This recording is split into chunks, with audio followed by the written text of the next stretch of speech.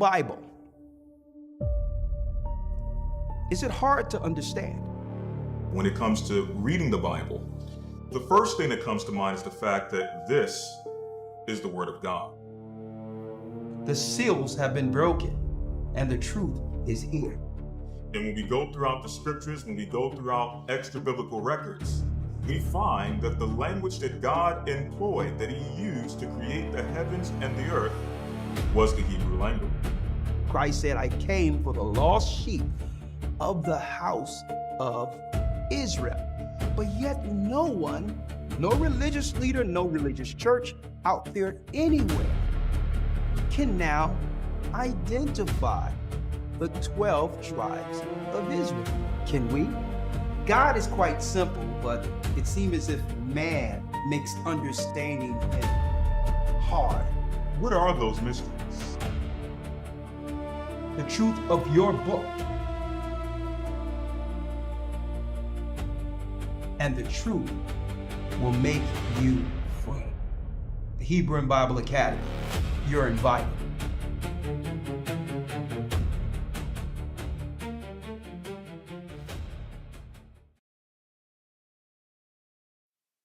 Blessings, blessings, brothers and sisters. We are the Gathering of Christ Church. Elder Ricochet and Elder Lawyer here, and we're on the watch. Let's go. Blessings, blessings. Hit the like button, please. Hit the like button. Let's go. We're on the watch. Come on. Whoa. The East is where we're from. Hit that like button. Come on. The 12 tribes of Israel. In 721 BC, The Assyrian king. he took us down. We fell. Hit that like button. Come on, brothers and sisters. Great escape we went. The Euphrates on the Lord watch. held the water still. To a land where no mankind dwelt, we went. Come on. The 12 tribes of Blessings divine. We be Manasseh. Come on. Cubans. Ephraim from Puerto Rico. Naphtali from the Isles of Hawaii. The Lord is calling back Israel. From Panama. Gad from North American Indians. Simeon. Dominicans. Our highest gathering Israel. That's right. Our highest gathering in Israel, where the elders of the Gathering of Christ Church, brothers and sisters, my name is Elder Ricochet, along with Elder Lawyer, and as you know, each Wednesday, we are on the watch. Now, also, when it comes to the leaders throughout the four corners of the earth, if you are a part of the church, all right? And I even mentioned this, I'm going to mention this in our meetings. If there's something you want to chime in on based on what's going on in your respective areas, or have something to say on the topic, if you're spiritually galvanized to come in through Zoom or the phone call, just text myself or the lawyer, say you want to come in, and we're going to bring you in. And today we do have a real good topic to discuss. Real-time topic, real-time prophecy right here. Already. The prophetic racial tension in America. The prophetic racial tensions. Nation against nation. And we're going to talk about that this evening. And brothers and sisters, anyone you know that is out here in the world confused concerning what's going on, make sure you point them to A Gathering 144 YouTube channel. Even if you have to write it on a napkin, write it on a piece of paper, just give it to somebody and say, go here if you want to understand what's going on. We bring it all together. What's happening geopolitically, we show you according to the prophecies what's going on. And then how you must engage, understanding that what? That God's people have always been the target. Blessings, blessings. Shalom. How you doing, Maria? Boy, Maria doesn't miss a class. Bless you, sister. You've always blessed us with your presence. And I hope today the Most High inspire us to give you something that can add to to your scholarly mind, since you've been in almost every academy also. Blessing, Sister Maria. And guess what? Let's not harass the newcomers, okay? That they come in. Let's not put them down. If they put Jesus in the chat, we all know who they're talking about. Okay? They have good intentions when they say Jesus, like we had coming up following Jesus. They just don't know right now, right? So we know who they're talking about, and guess what? In due time, they're going to realize Christ's true name. But guess what? It was them believing in Jesus that got them here. Okay, so again, let Christ work. Okay, lest we become a barbarian to them. Right now, if that's who they identify with, that's the only name they've been taught. It's not their fault. So again, Jesus isn't Christ's true name, but it was prophesied that he would reveal his name. His name is Yeshua, our or my Savior in the Hebrew. She shall bring forth a son, and thou shalt call his name Jesus. That's right, Matthew 1:21. For he shall save his people from their sins. His name is Savior in the Hebrew. Yeshua, or if we're speaking about him, Yeshua. Some people get confused and say, well, that's Isaiah's name. No, it isn't. Okay, it sounds similar in pronunciation, but when you look at the Hebrew, it's two separate names. Okay, but still, save is in Isaiah's name also. Okay, let me make that clear. Blessings. Let's talk about, someone asked me, what's going on with this Mandela effect? Is it real? No, it isn't real. It's a government psyop. Okay? Zeitgeist. Government psyop. Flat earth. Government psyop. They'll have us chasing our tail on things that have no relevance whatsoever when it comes to whether or not it changes our lives, whether or not it have any impact or use prophetically or out of the Bible. It has nothing to do with anything useful that we can add to our lives. It's a distraction while they're attacking us. And I'm glad you mentioned that, because we're going to point out a lot of the devil's tactics tonight in this lesson. Okay? There is no Mandela effect. But guess what? With AI, they're going to make you believe it's an effect. Because with AI, they're going to be able to do certain things to have people question whether or not it was real. Mm-hmm. So they've been setting the stage for this stuff a long time. But it will be AI. Now, before I go into the lesson, let me let you know that, guess what, brothers and sisters? Last Sunday, Elder Lawyer, I was getting messages like, hey, this was one of the most impactful, important lessons to date in the Hebrew and Bible Academy. And it wasn't intended to that. We just taught it as the Most High gave us the Spirit to teach it. And it was put together in the spirit of understanding what? The beginning of our war. All of us are born in a war, and it doesn't matter what race you are. If you are human, if you are part of what they call the human race, if you are a nation who came into the earth, that's right. Every individual born in the earth is born into a war. And guess what? This particular lesson we did last week highlights that. But one piece that people very rarely talk about, by the time we see wars played out real time, what's ignored, that's right, what's ignored is the war that's within us. That's what we see with a war. That's after every other scenario was exhausted.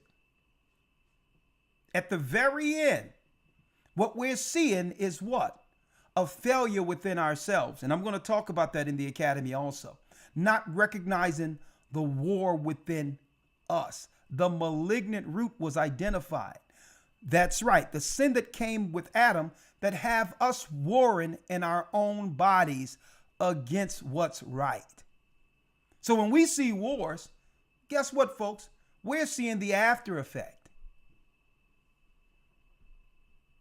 It's the after effect of not being able to buffet that malignant spirit we're all born with.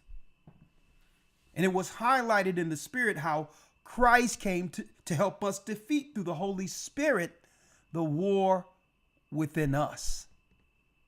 By the time we see bloodshed, guess what? It is already played out, and we're seeing it's just a result of the original spirit. That's what we're witnessing. And Elder Lawyer, week 2. What we'll be talking about this week, young man, if you will, share it with the people. Yes, sir. Week number 2. We're going to be going into, let me get it here. We got the rise of rebellion, Cain, corruption, and the first false way. There you go. We're going into the first satanic government on earth before the flood and what it led to. This coming Sunday. You don't want to miss this academy, folks. 12 full weeks, the seed and the serpent tracing the war between truth and deception from Eden to Revelation, 12 serious lessons. And guess what? It gives us full understanding prophetically concerning our purpose on earth. That's what I wanted to focus on with this academy. Precepts, precepts, precepts.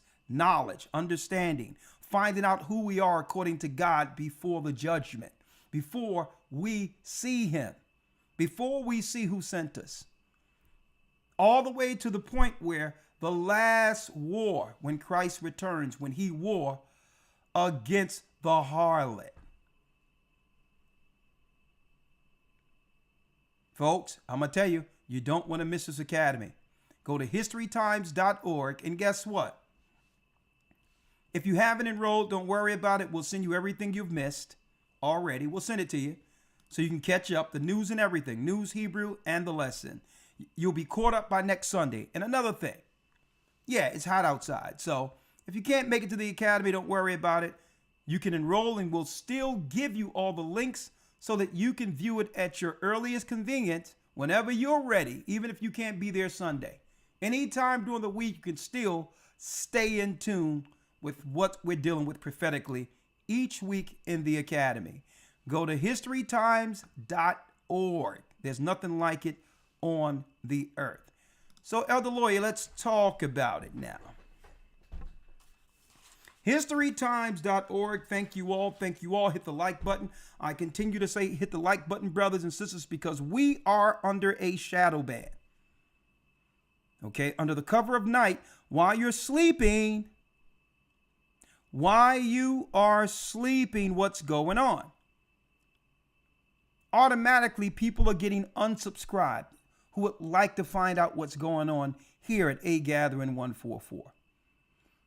This channel is censored. It is. It's censored. Why? Because usually we drop what's going on according to the Almighty using the Bible before it happens. And through this, many people navigate around the devil's traps. So the powers that shouldn't be, I'll tell you right now, they work day and night to make sure people don't at least hear what's going on right here. Because why? You may choose not to listen to them. And usually if you don't listen to them, you'll live another day.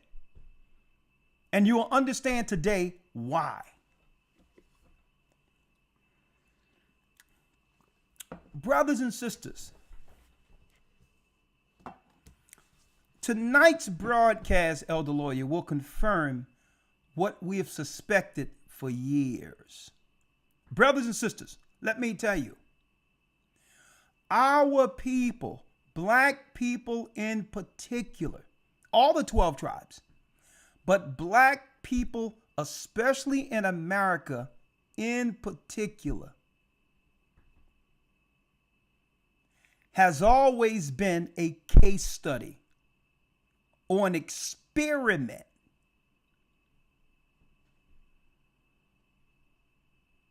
by the dominant, or what you would call the people in charge, the Edomites.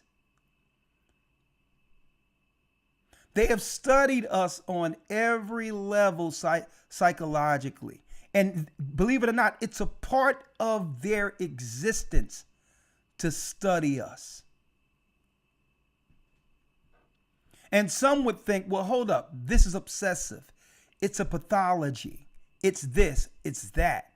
Folks, they don't see it that way.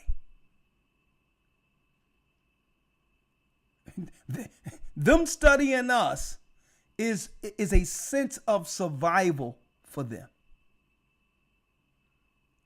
And we finally out there got one of them to admit it. It brings everything full circle that we were talking about geopolitically, racism, immigration, everything is because of their study of us. They are so concerned about us. They've always been so concerned. Oh, your children go to school. Did they get their shots? Did they get what you care? You're not living around our children. So our children wouldn't affect you getting sick. Why are you so obsessed with us getting some stuff shot in our bloodstreams? Our children. Don't tell me you care after what we have witnessed under the Tuskegee experiment. And I don't understand how our people keep falling for this over and over and over again, folks. We are their 24-hour case study, and they're doing it as a survival mechanism. Now, what do I mean by that? Let's break it down. Let's break it down. First and foremost, Esau, according to Genesis, the 25th chapter, is a what? A cunning hunter. A cunning hunter. Now, why must he use the wiles of cunningness? Or why must he use psychology? And think about this. We finally got one to say it, a white nationalist. And if y'all would like to chime in on this conversation, we'll have it. Now, another thing. People sending me videos of the brothers IUIC marching or whatever the case is. If that's a hill that they want to deal with, that's their business. But usually, let me tell you, when the marching has happened, the damage has already been done. By the time you hit the street, the damage have already been done. The question is, how do we navigate from Esau's warfare before we're forced to march? Because Esau's a cunning hunter. Okay, Esau understand that protesting and marching doesn't have the same spirit or power it had when our people utilized it in the 60s. It's too antiquated now because everyone's doing it. Gays are marching. White liberals are marching. Trans are marching. We had the Million Man March. And guess what he started saying? Well, okay. They find that marching isn't a threat to their power, because they can continue to destroy us other ways. Like, for instance, when everyone was talking about getting the COVID vaccine, you had these same Israelites out there telling people it's okay for them to do it.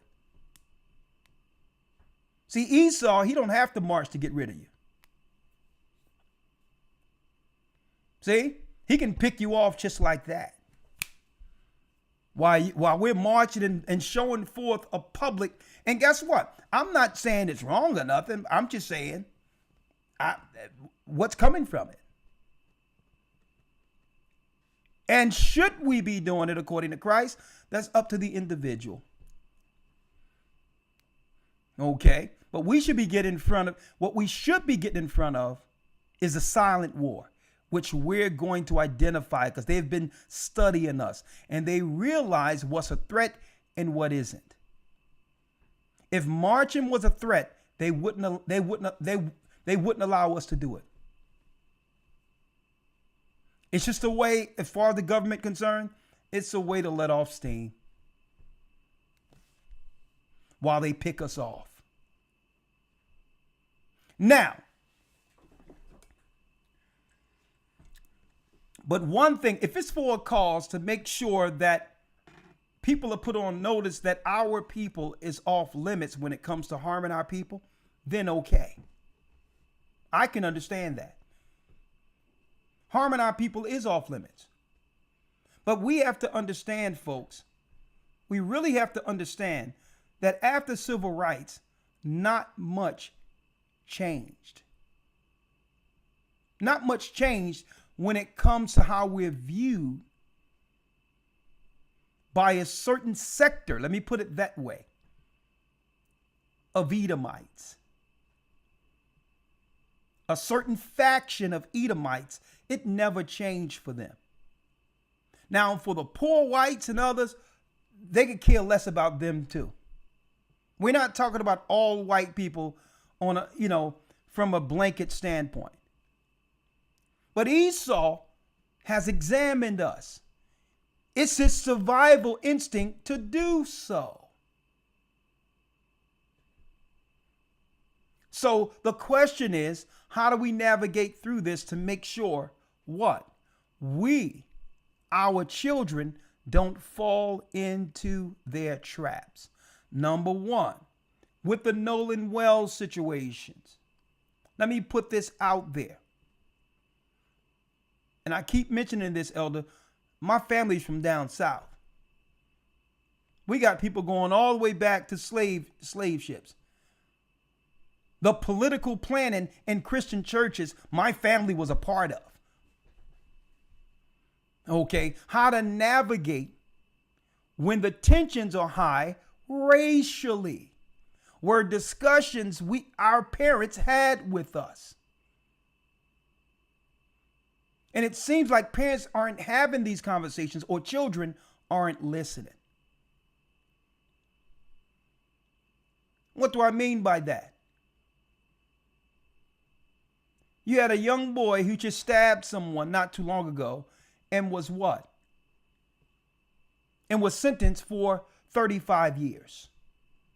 Now, whether or not that 35 years are going to stick, who knows? Who knows if we're going to be here that long? Okay, but all in all, once that happened, our parents were supposed to sit the children down and talk to them and let them know. When there's heightened racial tensions, we must walk circumspect, and we can't be the what?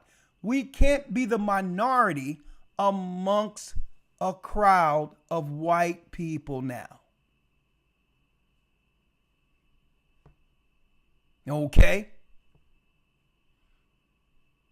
If you are the minority, if you are just one out of many of them you can come up missing when racial tensions are high. Stay in the house. Stay around your friends. Don't be going out with a bunch of these white people and you know some of them are straight racist.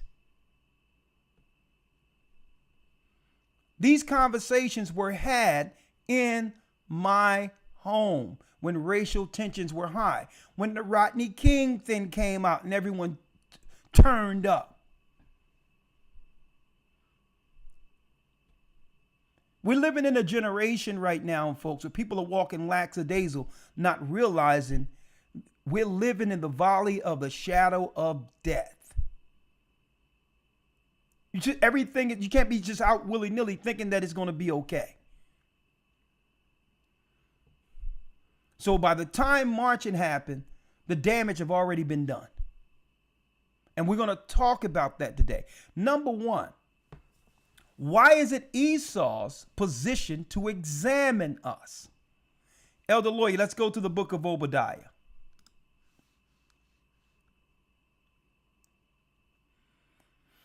Let's go to the book of Obadiah. These are the things of how Esau is sorted up. The Most High, because the Most High have psychoanalyzed Esau from the book of Obadiah.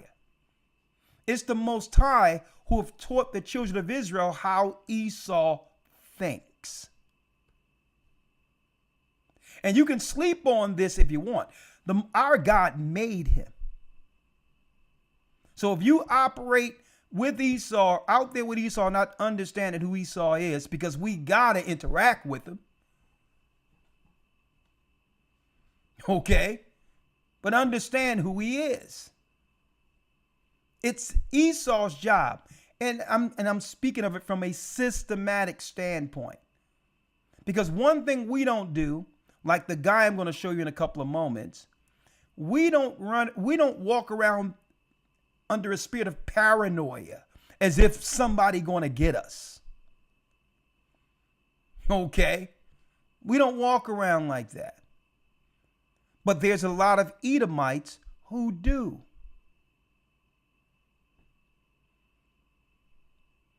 Okay? And guess what? We can't downplay that or ignore that aspect. Okay? The book of Obadiah, brothers and sisters, give us the insight on how systematically, let me put it that way, Esau thinks. Read 1 and 1 real quick, Elder Lawyer. Real quick. Yes, sir. Yes, sir. The book of Obadiah, verse 1. The vision of Obadiah, thus saith the Lord God, concerning Edom. We have heard a rumor from the Lord, and an ambassador is sent among the heathen. Arise ye, and let us rise up against her in battle. Okay, this ambassador, brothers and sisters, wasn't Gumnasser of Egypt. Okay? The ambassador are the Medes, who's going to rise up against her in battle. It's the Iranians. Okay? How do we know it's not talking about Gumnasser? Because there's no prophecy of Gumnasser or the Egyptians at the end rising up against Edom. The prophecy are the Medes in Isaiah, the 13th chapter. See, we deal with it strictly from prophecy. Not because there's a guy who said, well, I'm an ambassador of Egypt. How did the Israelites leave the Middle East black and come back white? Okay, no, the Egyptians are subjugated by the Western powers, including America. All right. Behold, I've made thee small among the heathen. Thou art greatly despised. this is the piece that we're going to discuss tonight.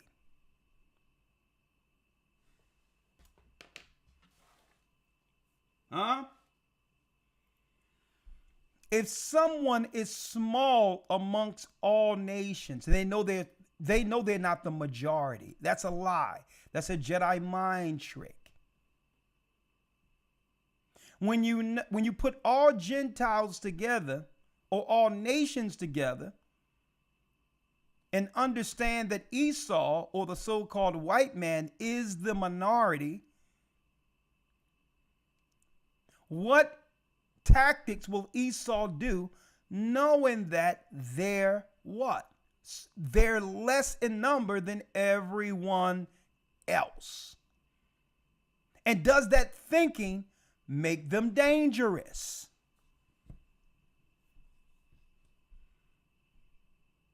I have made thee small among the heathen.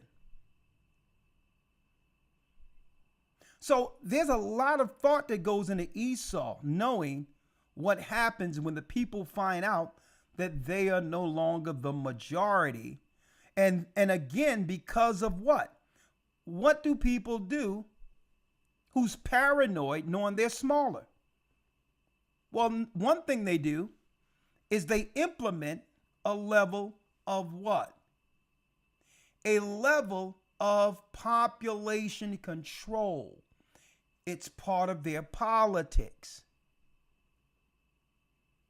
If they fear being lesser number, they must get up. It makes them obsessed with how many children people are having. See that? So automatically, it's nothing to us, but it's everything to them. We're just having family. But they don't see it that way.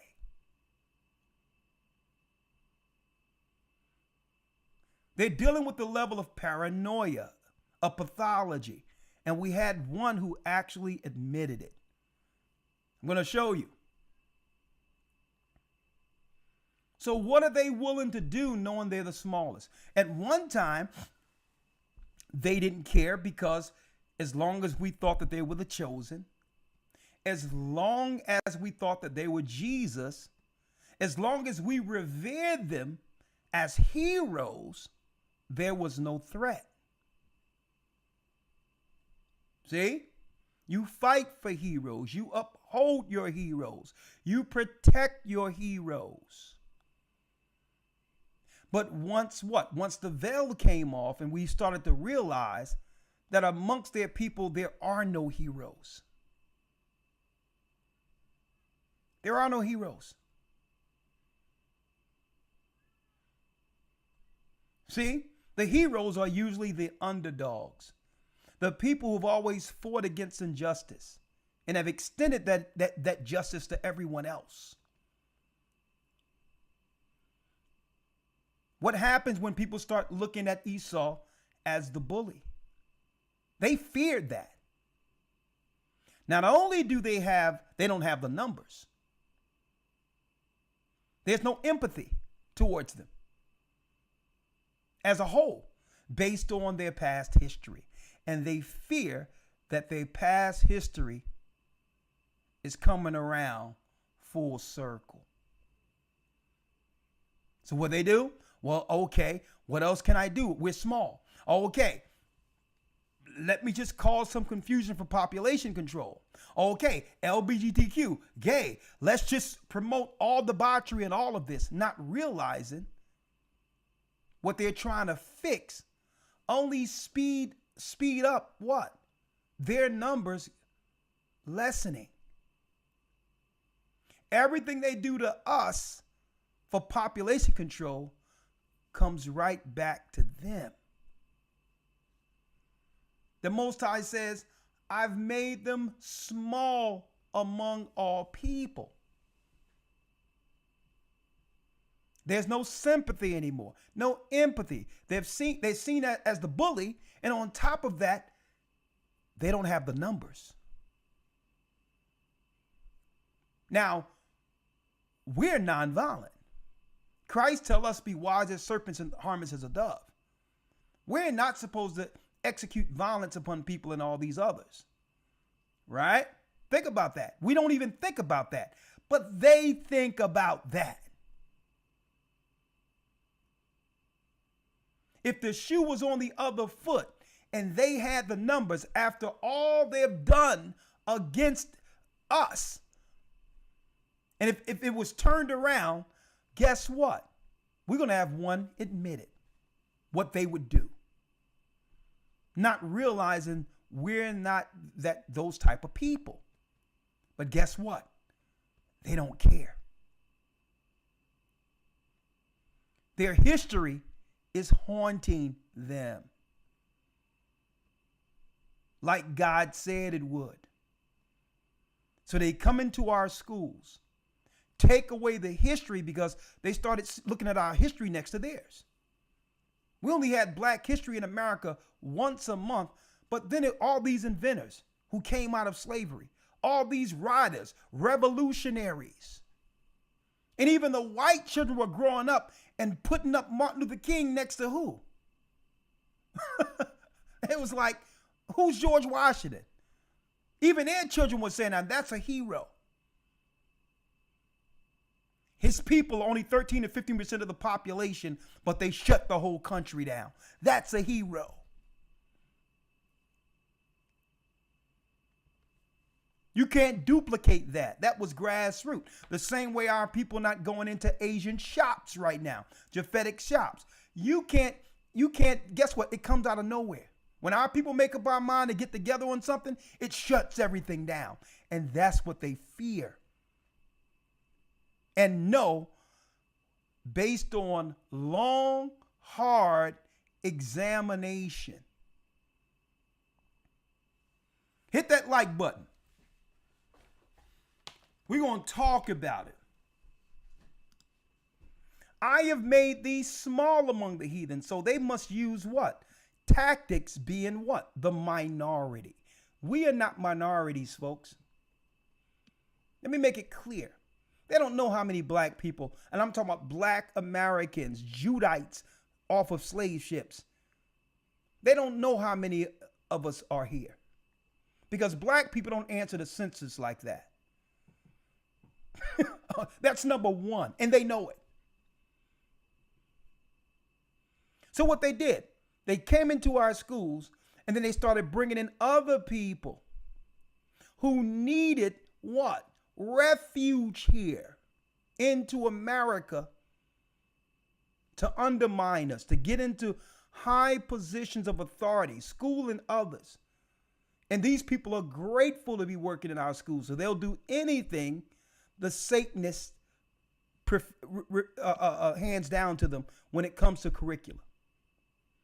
So when it's get rid of Black history, all the people who replace us who look like us say, yeah, get rid of it because that's not our history anyway. We need a job. So they're using our people in the public schools to get rid of our history because our history here in America, the Judites, folks, you're talking about inventors. You're talking about people who designed Washington, D.C. God was with us the whole time, fighting against injustice. And they want that erased because eventually, if they don't erase it, guess what? They know what? A bill is due. See? So they want to erase it out of history. They don't want people to understand how the world began to consider justice for all people. Only through a minority who fought slavery. Because what happens if this begin to galvanize the children of Israel throughout the four corners of the earth? Now, Esau, he wasn't really concerned about those who he had under the religion Catholicism. They were still under the Magi or the wizard. It was these Negro slaves who was practicing some weird Christianity outside of regular theology who had their own thing separate. Christ have always been with us.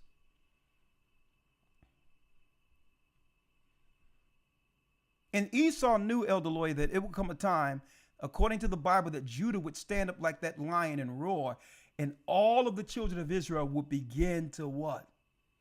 Take heed. Take heed of the sound. So this is why they're undermining, bringing East Indians and others. Because I'm going to tell you, this is why they're doing all this. This is why the Democrats are going crazy, trying to bring numbers of people, whether they are citizens or not, because they need the numbers. The number give them the seats. The seats allow them to be able to do what? To distribute the wealth of a country to whom they deem is a part of the agenda. We're going to talk about that too. Brothers and sisters, Judah, the black man in America, have always been their case study. The Bible says that Judah would be at the neck of the enemy. And one thing about Judah, Judah will do it not for himself. Judah have never been a selfish people. Judah have always been a selfless people. Everything they've done, everything our people have done, we always wanted others to share in whatever we were blessed with. That's the old Southern hospitality spirit that we didn't know that was Christ all along. We don't want it for ourselves. We want it for everybody. And that, folks, is what threatens them. So being the minority, Elder Lloyd, let's see what they would use as a tactic, knowing that they are the minority. Let's go to Wisdom of Solomon, the 2nd chapter.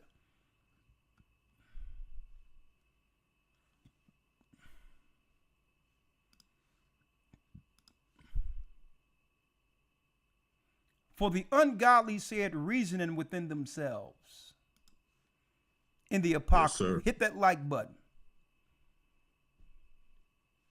All right. Wisdom of Solomon, chapter 2, verse 1. Yes. For the ungodly said, reasoning within themselves, but not aright, our life is short and tedious, and in the death of a man there is no remedy. Neither was there any man known to have returned from the grave. For we are born at all adventure, and we shall be hereafter as though we had never been. So they operate without faith, without hope. They believe this life is all you have. There's no aspirations for them beyond the grave. The Most High is telling us how they think. Now, guess what? They have the right to think whatever they would like. Understand that. But the Most High have given us the insight so that we'll understand the pathology that's up against us, because we're talking about the ruling class. It's not as if we can go somewhere and hide from what these people do or how they think. We have to live in a world with them. So knowing is half the battle. For the breath in our nostrils is as smoke and a little spark in the movement of our heart. So really, they don't see life as we see life. That's why they wonder, how can these people be so happy yet poor? It angers them, folks. How can a people with nothing be so happy? John Lennon told you, folks. The Beatles told you, money can't buy you love.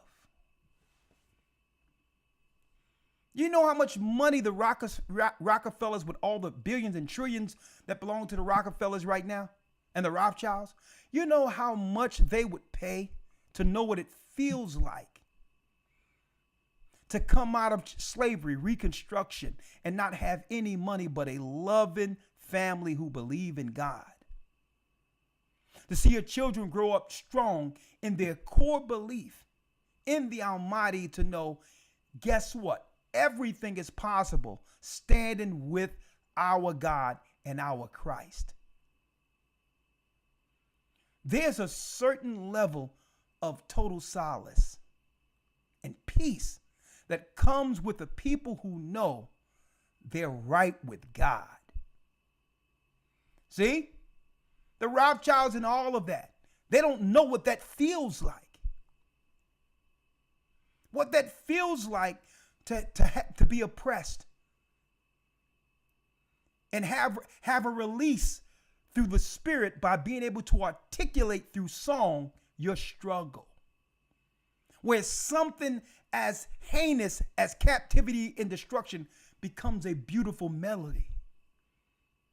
Brothers and sisters, they are enamored at that.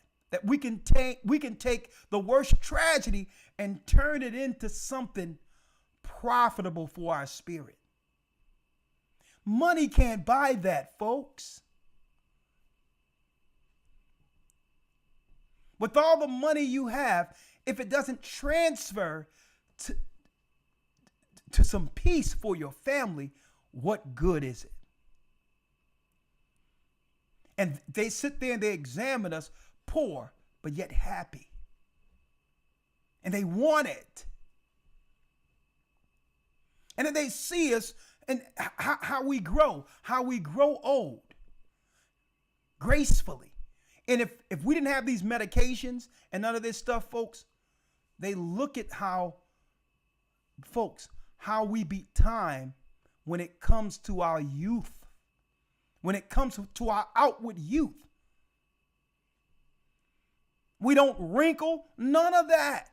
We stay away from the medications and all of that. We grow old gracefully. And to them, they look at us and say, you know what? They found the fountain of youth. I'm sitting there shooting babies' blood in my face to try to, and I'm shooting children blood in me to stay young. And these people are naturally young. And they spend billions and trillions of dollars, folks, just to stay young. And it's what the Most High have graced us with naturally.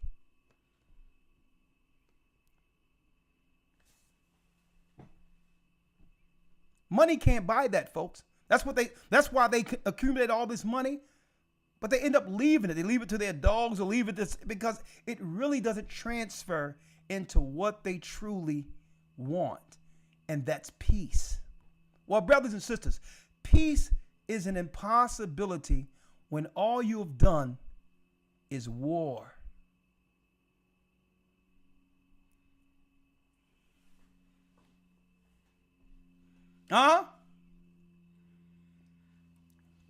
So the Most High has given us some insight to why they examine us so. Let's go down to the 10th verse. So because they don't see life as we see it, it's an envious spirit. It's envy. Some people say it's jealous. I would. It's more so envy.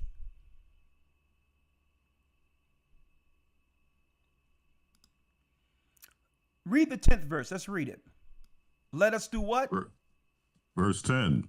Let us oppress the poor righteous man. Let us use the law.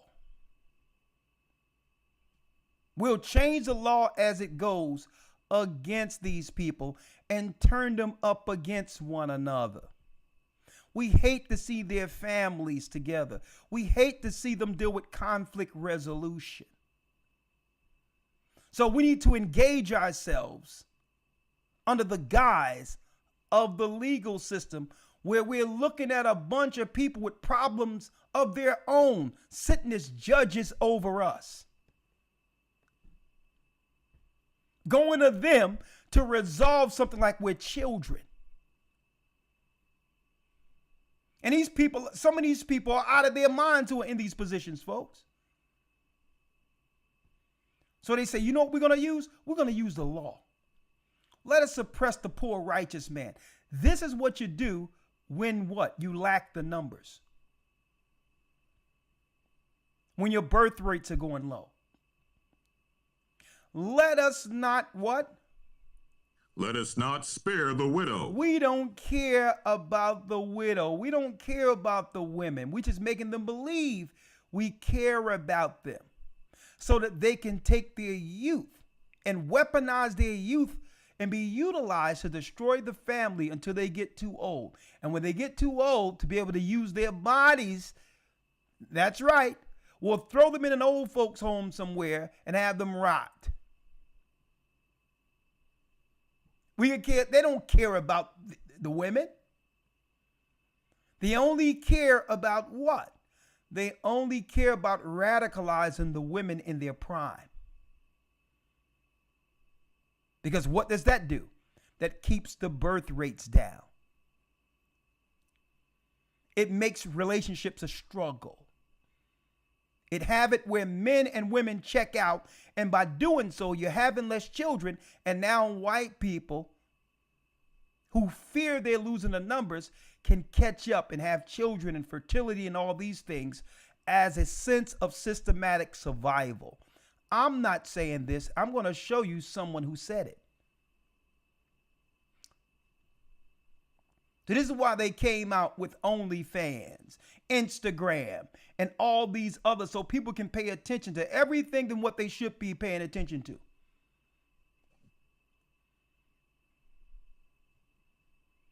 This is why they came out with that. Speaking of that, check this out real quick, Elder Lawyer. I'm going to show you why they study us as a pathology. But before I do that, do y'all know this, folks? Ever so often, I look into the world of psychiatry and psychology, because that's where the Wizard of Oz works. Okay? Esau controls the earth through psychology. Why? Because he don't have the numbers. So he have to trick you into believing he's more powerful. The Wizard of Oz. The National Library of Medicine. I always look into Esau psychology. Do you know, do generative AI chatbots increase psychosis risk? You think they didn't know this when they released AI?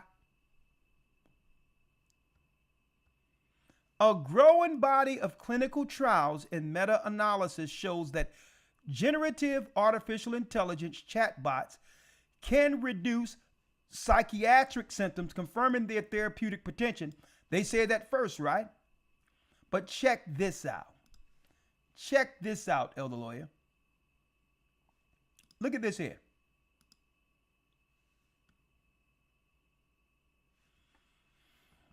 People are getting diagnosed with mental illness through ChatGPT. Look at this.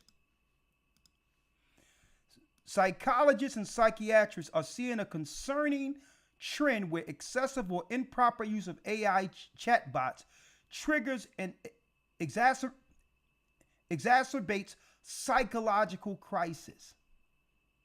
Some mental health professionals have informally termed this phenomenon AI psychosis.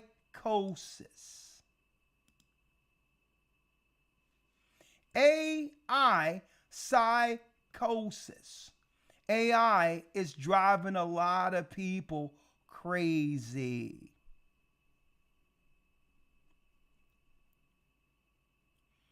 But folks, that's just the beginning.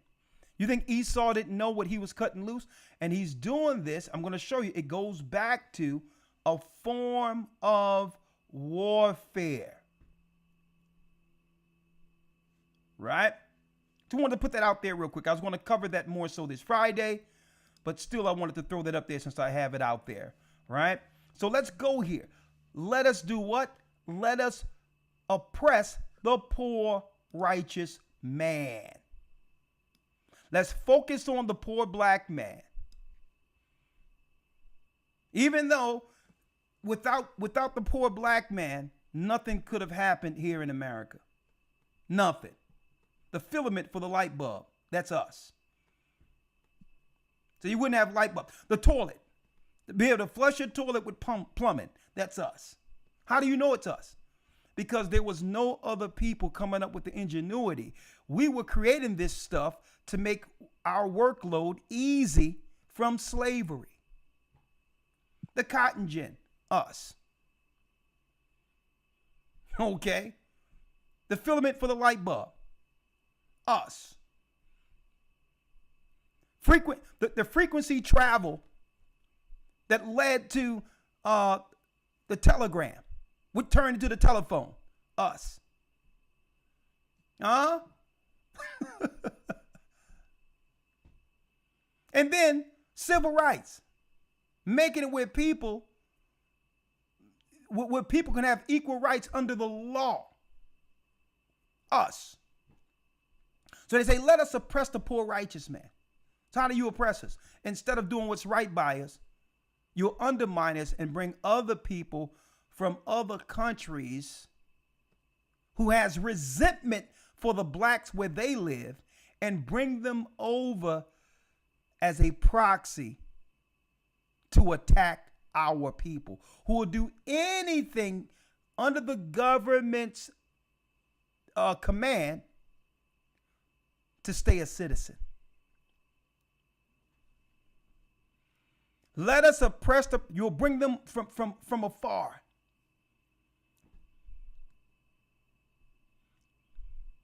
You'll bring them over here to do your dirty work.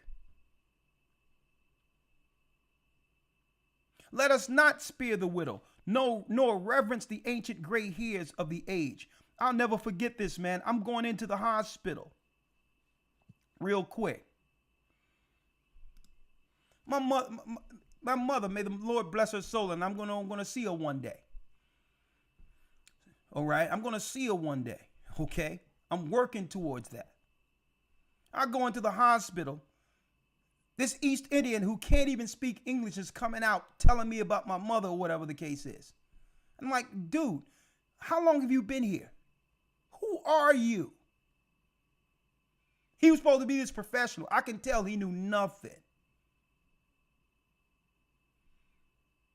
And once I confronted him with, I don't agree with what's going on up in here. Guess who came from behind the veil? Who told him to go sit down somewhere so that she can speak to me? A Jewish woman. It was a Jewish woman who was in control of the whole hospital. And another lesbian woman with a short haircut. I'm like, well, who's this guy y'all rolled out? I thought he was the professional. They were like, well, no, sir. No, it's just that. Let me tell you. Once they seen that I knew what they were doing. Because the East Indian was just looking at me. Yeah, oh my God, I don't know how to deal with this guy. Then the real people came from behind the veil. They looked at him and told, you can go take your clipboard and go upstairs somewhere. And they sat and speaking to me. I was speaking to the shirts, the minds behind who's really behind doing everything they're doing to undermine our people. I wanted to put that out there. But I know it's not the East Indians. I know they just proxies who's willing to be a pit bull for the sake of American citizenry. But because I know that, I'm like, well, okay. We know that now. We're not going to trust their proxies either. And folks, if we don't trust their proxies, they'll get rid of them. They'll get rid of them because they only have them here to undermine us in fear of what the Bible says we'll become and what we're becoming. Let's finish that, Elder Lawyer, if you will. Yes, sir. Wisdom of Solomon 2:12. Yes. Or 2:11. Let our strength be the law of justice. For that which is feeble is found to be nothing worth. Our strength is using the law of justice. We're going to create a fake justice system to make everyone believe that we're all judged under the same law. We'll attack them behind legalese. Any opportunity to attack them where they fall in our hands through breaking law, guess what? Because sometimes, when it comes to any law, there's the what? There's a slap on the wrist. Sometimes it's the minimal of the law, or they have the discretion to sentence someone to the extent of the law. That's why they says we're gonna prosecute you to the extent of the law. What's that? What the Hades is the extent of a law? Think about that. If you do something, there should only be one what? One law or consequence for breaking that law. What do they mean we're gonna do this to the extent of the law? That means they can use it as they will. See? That means they can let you off on probation or they can give you 35 years. That's not law. In the Bible, when it comes to stealing, whatever you do, there's an exact law for repair. That's it. There's no extent of it. You steal this amount, this is how much you give back. Right? This is how you make amends, period. That's the law. When it's subjective, when a judge can be subjective when it comes to the consequences after criminality, when it's at his discretion, that's not law. So they put a large range of things on the books so that when we come in front of them, folks, they deal with the extent of the law for us. God, and this is why they don't like us telling people or encouraging our brothers and sisters to follow God's law. Because if you follow God's law, you're law abiding, even when it comes to the world. And that's less people they can throw the book at. That's less people. They need criminality. They need to promote debauchery and criminality because that's how they keep the jails packed. This is why they hate our people promoting God's law.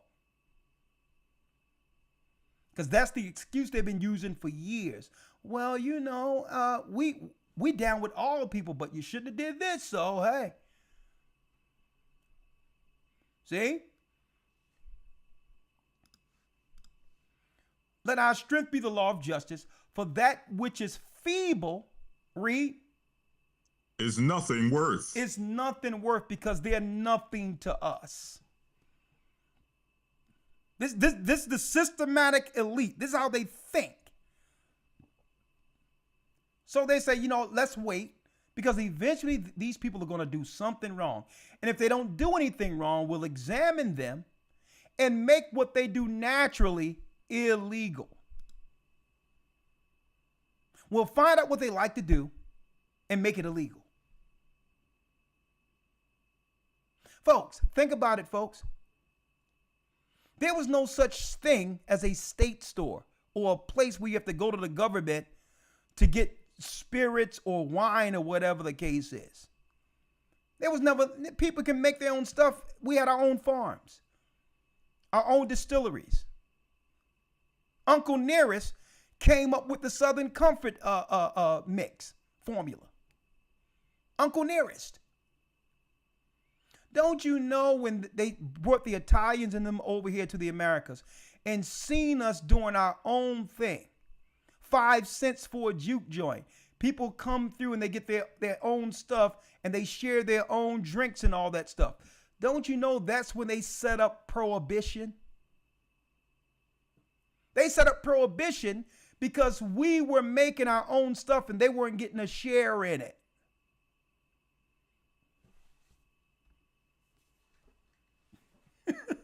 Prohibition. So they seen one of our people. We was coming from down south. We were bringing a barrel of stuff to Harlem during the Harlem Renaissance. And they stopped. You can look this up. They stopped the wagon. And guess what? Instead of taking the stuff, they tainted the barrels with formaldehyde. And say, go ahead, boys, y'all can take it. And by the time the good stuff that was made got to Harlem, it was poisoning people. And they used that to set up laws for prohibition to take our power away, being able to make resources for ourselves. And now it becomes illegal. Prohibition. So they look at what we do naturally and then they taint it. They destroy it. Music, the blues, all of this, folks, was segregated. You had the white music that they call, if you do their music, you're crossing over. All of our music came out of the blues, the Christian church, and the struggle.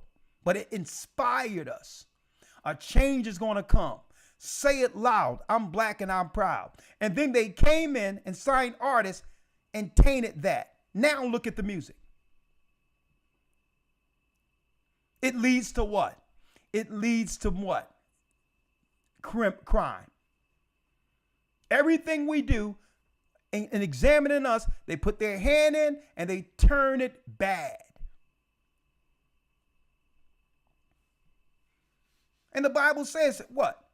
They would do this. Let our strength be the law of justice, for that which is feeble is found nothing worth. Therefore, let us lie in wait for the righteous. We're going to sit back and examine them, and eventually they'll slip and we'll get them. We're just going to wait. They've already placed all the traps out there. We just lie in wait. Okay, you're going to have a child, and eventually your child is going to have to be birthed under us. Wink, wink. A matter of fact, let's make sure we give them vitamins. You're going to need those vitamins to help your kids. They'll lie in wait. Then your child looking around, slobbering and everything else, they'll look at you like, hey, normal to me. Look like your child normal to me. Well, my child was fine at first. Well, listen, we don't got nothing to do with that.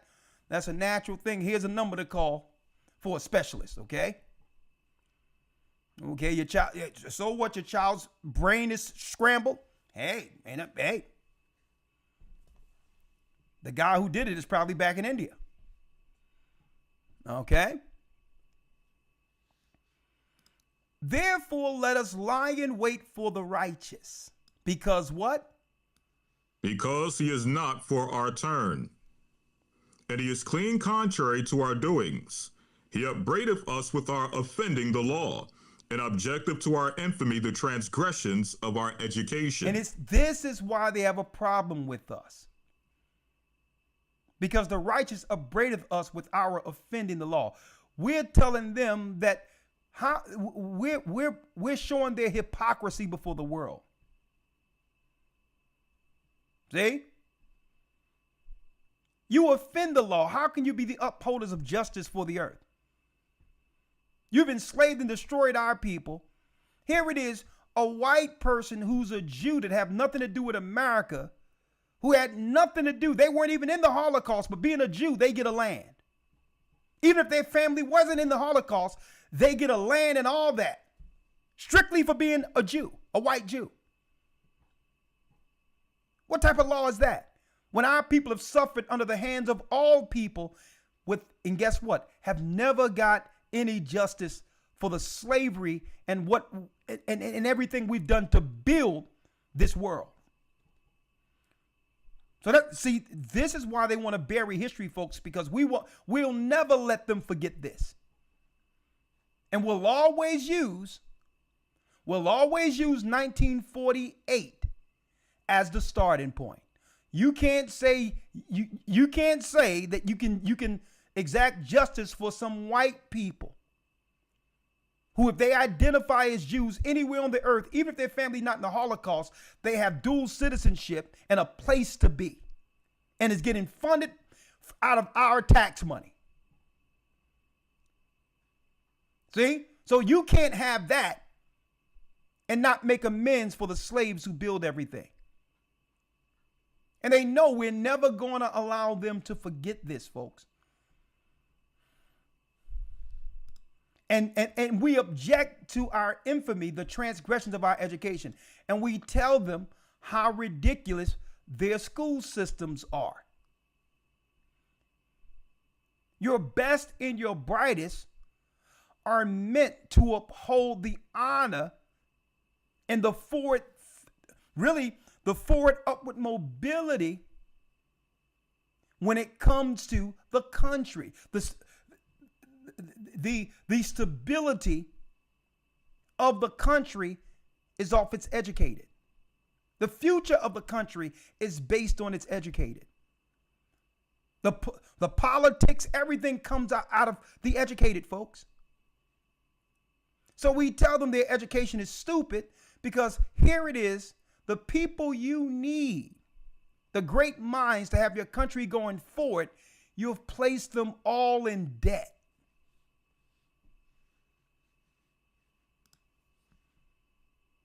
If they represent the future, and the future of your country cannot be without these, how can you put these people in debt when you need them? and we tell them how stupid that is. See? We don't know your education is stupid because what? You need the intelligence of your people. This is what grants are for. This is why the country will set aside grants to make sure that, guess what, the best and the brightest, they uphold the ingenuity and future of a country. I mean, think about this, folks. Michelangelo, inventor. Leonardo da Vinci, they weren't just painters, folks. They were inventors. Can you imagine the Vatican and others putting their great inventors in debt?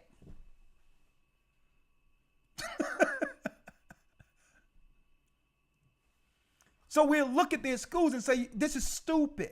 You need smart people. You shouldn't have to what? You shouldn't have to pay when your mind is a contribution to the strength of that particular country.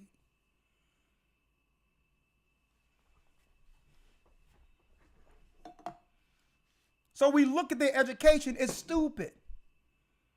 You go into one of these liberal schools and they got trans studies. How does that transfer to the future and betterment of a country?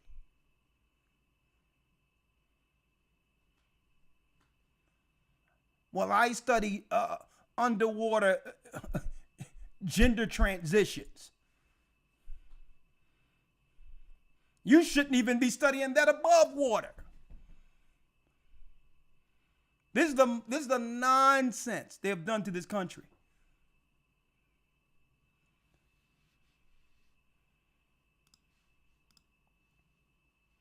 "13, Elder. Yes, sir. 13. He professeth to have the knowledge of God. And this is what they hate about God's people, the righteous man, the most. Because we're no longer listening to their pathetic Christian, pagan theology. I don't want to hear no Christian apologists, no one talking about they want to debate the Bible. How can you debate the Bible when it's your government that's bringing in all of these other ideologies and religions to undermine your children who believe in God?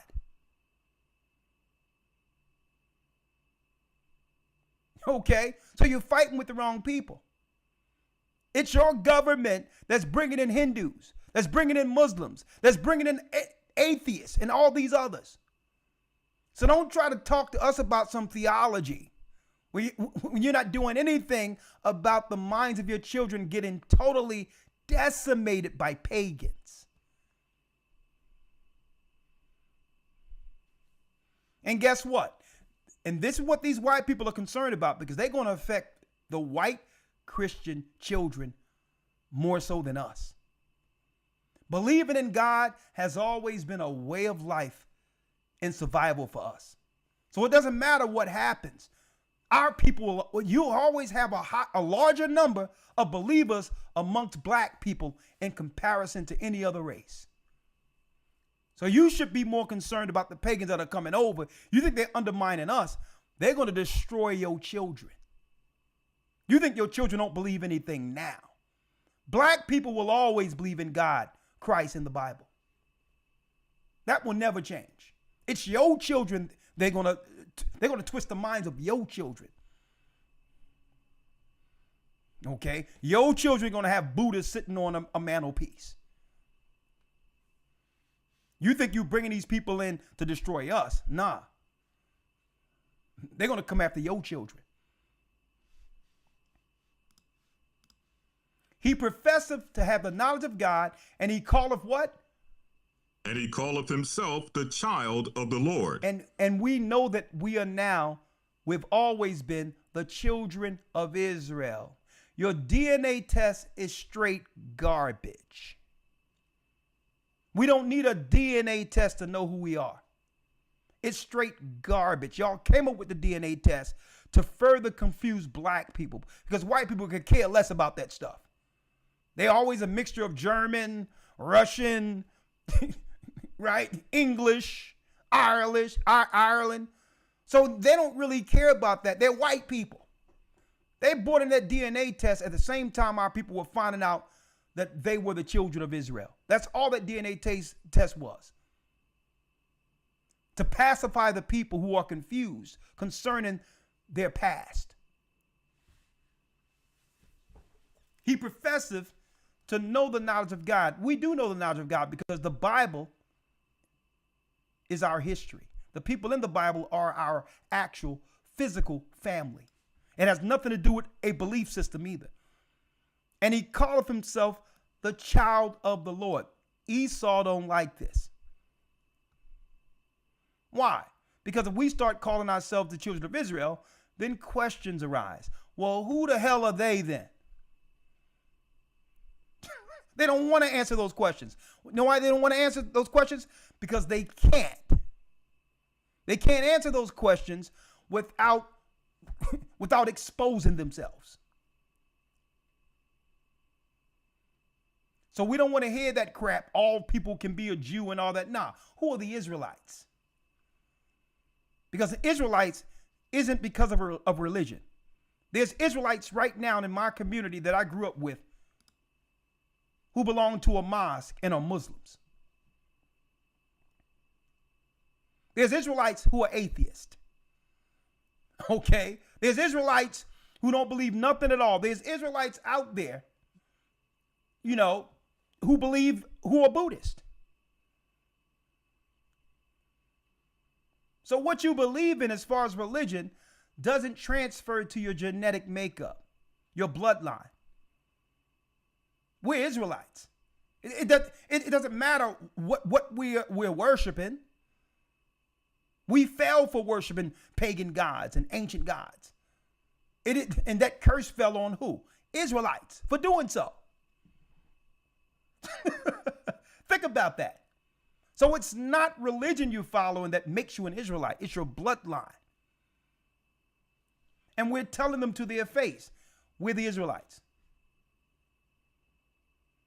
And they can't prove otherwise. They would like us to, they keep on putting this African stuff. I'm starting to believe Esau, the white man, created this African line so that we can Wakandize ourselves to get away from the truth of us being Israelites. Africans are made up of every nation and ethnicity you can name on that continent.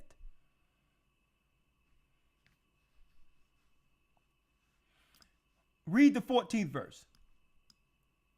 He was made to reprove our thoughts. We were made to correct him. And folks, that is what's going on right now. Elder Lawyer. Yes, sir. There's a guy, a self-proclaimed white nationalist. He came out of nowhere and he called in. I've seen it from another guy, but I had to go directly to Tariq Nasheed's video. He called in and he spoke everything what's really going on with them out loud. What are they thinking? Listen to this. Listen to this if you can hear it. Foundational Black American population as they compare to the... I think it's 52 minutes. Let me get to 52 minutes. 52 minutes. I think that's where it's at. A white nationalist called in. At the 50-minute mark, listen to this. Yeah. Oh, are they about black women? No. Okay. Who are they about? What, white women, Asian women? Yeah, like I think British American woman. Oh, Asian. Do you have a little black nephew somewhere? Hold on. No, I do not. Hold on. No, he's going to sit there and roast. I'm not dealing with that. I want to hear what the white nationalist is saying. Listen to this. Take care. That's funny. Lord. Good grief. At least he was an honest white nationalist. I can respect the honesty. Hold on. We got Loki. What's up, Loki? Loki, hop on. I can respect an honest white nationalist. 32 minutes. Listen to this. Stuff. White, right? Isn't that the difference? Does that even count? I mean, there's some white mixed. What's your DNA test? Have you done it? What is yours? Got some shit from France and England in there. So it's in there. Even when I do my lineage, attitude, like your whole attitude, your whole vibe, your whole Vibe. Yeah, like your vibe, energy. Listen to this. Just the way you are as a group. Listen to this. Yeah, like I said, I just think that when we're a minority, people are going to say, hey, you know, all our wealth is illegitimate. It was all, you know, created through slavery or colonization, and that we got to pay reparations for that stuff. I think that's going to be our future. Oh, so you feel like you're going to get your ass whooped? Yeah, of course. Okay. But do you agree? People are greedy. People are selfish. They look for ways to take advantage of other folks. They look for ways to get money. And yeah, guilt tripping whites till the end of time is a very easy way to get money from whites. I think that's going to be the future, especially because so many white people are still going to have a lot of control over the industries. Isn't that a projection? I mean, that's how the whites got it, right? Yeah, it's fine. That's fine. Yeah, that's just how humans are. I'm okay with that. Okay, so if you're okay with that, you're not okay with the retributive ass whooping? Yeah, of course. I want the money for myself. I don't want, you know, I don't want to. I mean, I'm not even rich. I'm actually quite poor. But yeah, like I don't want other people to do that to us. Okay. Well, wouldn't the right thing to do would produce justice to say, hey, look, we're about to be a minority pretty soon. These Black Americans don't really play games like that. They're not like the South Africans. So we can't try to abuse them as a minority. So why don't we just try to make good and do the right thing and give them those reparations so that when you become a minority, things are all gravy. It's never going to be, even if I wanted to, obviously I don't agree with that, but even if I did, I would just say it would never be enough. It's never going to be enough. Really? Yeah. He said, as a white nationalist elder, it doesn't matter what they do. It'll never be enough for our people. I'm going to put a pin in that for a second, but come on. But there's a reason why he's saying that.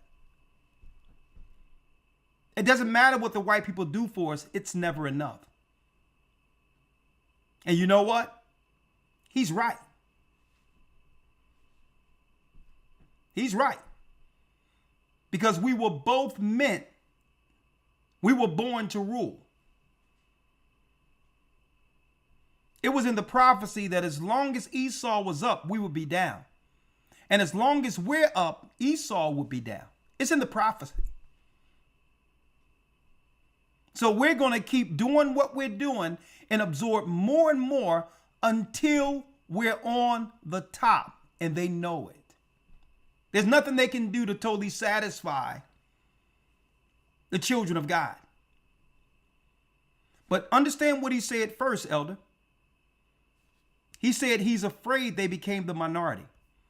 And as the minority, and us being the majority with our people, he's afraid we will one day come together. Listen to this. It'd be enough. Yeah. No, it won't. Yeah, it would. It would. No, you won't be happy until you have I mean, honestly, like, this is one of the things I don't get with you. It's like, do you not like? It's like what you guys ultimately want is just a black nation. You want a nation with black people, with black police officers. You want the Wakanda. Like this mixed race nation, it's never going to make you guys happy either. Like that's one thing I don't really understand. Like why you're trying to make this diversity work. I don't get it. That's a projection. We don't have a problem with other races. In fact, we were the ones helping other races out. And check it out. He says we don't really have a problem with races like white people do, like white nationalists do. We don't. White people lived in our neighborhood. If my mother had some food, she would make a plate for him just like anybody else. We don't have a problem like that. It's their paranoia. Bullshit. Like they had all those, like, what about in the universities? They had like those black only spaces because you had a bunch of these black kids who were, And look, we made a way for him. He was born in Russia, elder lawyer, and came in through the 14th Amendment. He's not even an American born, and automatically, and guess what? Here is the model they use, even with other people. Because Esau had been doing it first. They're coming to America, not even from America, and be entitled as a white citizen as if they were a part of the founders. So he's from Russia in America complaining that the white numbers are dwindling all over the earth. So the question is, what is this man willing to do based on the circumstances? Because we cannot change the numbers. White people are 7% of the world's population. So what are they willing to do? And what must we guard ourselves from because of it? These white neighborhoods, they never felt like what it felt like to be only around blacks, and they wanted that. Yeah. Right? Like they had during the woke SJW stuff, they had these like black only spaces on all these college campuses, right? No, they didn't. They had like Black Lives Matter chapters, but there was no black only spaces. No. No, I don't think they had. I can double check that, but I thought they had black only spaces as well. No. There's no black only spaces. And like black only dorms, I think they had those. No, there's not. I can promise you wasn't no black only dorms. Well, let's go back to 32 okay, minutes. I'll double check, but okay. That's not true, sir. Black people, we don't have a problem with other races of people because who were clearly some slave owners. But I'm just talking about the whole disposition of the foundational Black American population as they compare to the South African population. Because South Africans, there's white South Africans who are a minority there. They're relatively safe. All this stuff about white South Africans being harmed, I've been over there, and these people are living high off the hog over there. So is your concern that we over here don't have the same disposition as the South African black people? Is that a concern? Can you use English? I don't want to use disposition. What is that in English? Oh, okay. Because I forgot you're so good. Attitude, like your whole attitude, your whole vibe, your whole vibe. Yeah, like your vibe, energy, just the way you are as a group. Yeah, like I said, I just think that when we're a minority, people are going to say, hey, all our wealth is illegitimate. It was all, created through slavery or colonization, and that we got to pay reparations for that stuff. I think that's going to be our future. Oh, so you feel like you're going to get your ass whooped? Yeah, of course. Okay. So they fear that if a war break out, that all the people are going to join together to pay back Esau for what he executed in the earth for generations. That in a gist, elder lawyer, is a white nationalist fear. That white women are mixing with other races of people, and it's lowering their birth rates. And eventually, if black people get the numbers, that they're going to use that physical power to overtake white authority.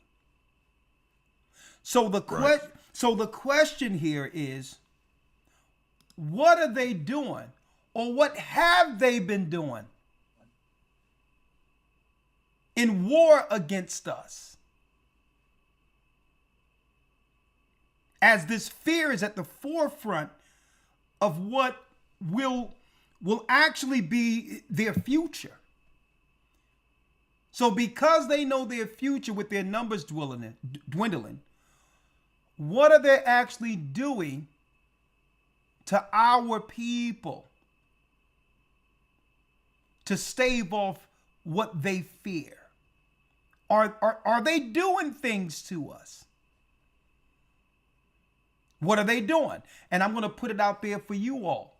What do you think the things they are doing to us to keep the numbers down with our people? Because they definitely are concerned about this. That's number one. Because don't forget what Joe Biden said. Don't forget Joe Biden said that white people are going to be the minority. Let me pull it up.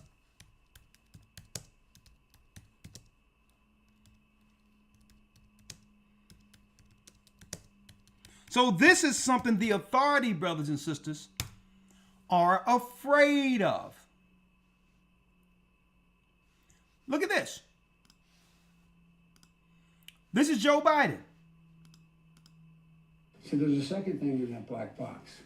An unrelenting stream of immigration. Non-stop. Non-stop. Look, he says another thing in this box 9 years ago, Elder, is a non-stop stream of immigration. Look at what we're up under on C-SPAN. Fair use. Listen to this, folks. 9 years ago. So there's a second thing in that black box. An unrelenting stream of immigration. Non-stop. Non-stop. Folks like me who were Caucasian of European descent, for the first time in 2017, we'll be in an absolute minority in the United States. We'll be in a minority where? States of America. In the United States of America. So, folks, we have to stop looking at it from the ground up, and we have to start examining this from the top, how they're seeing it. They are afraid that their numbers are dwindling, and they're going to use all of their power to do something about it. Unfortunate for us, our people are the target. So then you have to ask, what exactly did they roll out to make sure they can sustain their numbers and begin to get rid of us? What did they roll out? Absolute minority. Fewer than 50% of the people in America. I'm going to play it all the way. The second thing in that black box, an unrelenting stream of immigration. Non-stop. Non-stop. Folks like me who were Caucasian of European descent, for the first time in 2017, we'll be in an absolute minority in the United States of America. Absolute minority. Fewer than 50% of the people in America, from then and on, will be white European stock. That's not a bad thing. That's a source of our strength.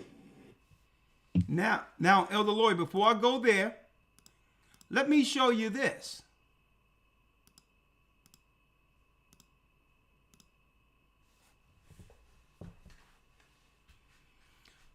The House Republicans resurrect Save America Act by adding it to the spending bill. Efforts in the latest attempt to pass bill that seeks to ban mail-in ballots and imposes voter identification requirements. What means what? We know that any politician needs seats so that they can be what? The majority to allocate the finances over the country or through states. So they're over the money distribution. So in order to be over the money distribution, they must have the numbers. The Republicans in position now are saying, okay, in order for you to spend any money in the future budgets, you're going to have to agree with the Save America Act. What is the Save America Act? The Save America Act, Elder Lawyer, is making it where if you're going to vote, you have to prove that you are a citizen of the United States and must have a legal document to prove so. Now, and it's a shame. I've been through many countries. It's a shame that America have to pass a bill to say you have to be an American to vote. But this falls in line with what we're showing you here. The Democrats are losing full power because they use the immigrants to undermine us, so that they can get the number in seats, and through the seats, they can distribute the money based on their constituency. But they didn't have the real support with us because they helped destroy us. And at the same time, we're bringing in the replacements. See? So he says, no, any future bill will be without mail-in ballots, because what were they doing? They were going to old folks' homes. The immigrants was coming over in all these positions over old folks' homes and all of that, having people in these old folks' homes, these care homes, filling out mail-in ballots. On top of that, they would have many people living in one house that they came over the border, and they had one address where there was 150 people at one address who sent in mail-in ballots, and all the mail-in ballots went to an immigrant who put them into the voter rolls. So what is he doing? Trump is sending all the people back. He's stopping it for the future, but he's allowing all the Ukrainians and white, that's right, the white refugees, they'll fall right up under America like that Russian nationalist we just heard. All white people are Americans by default if they get past the border. See? And they're doing this for the sake of sustaining their numbers. That's what this is all about.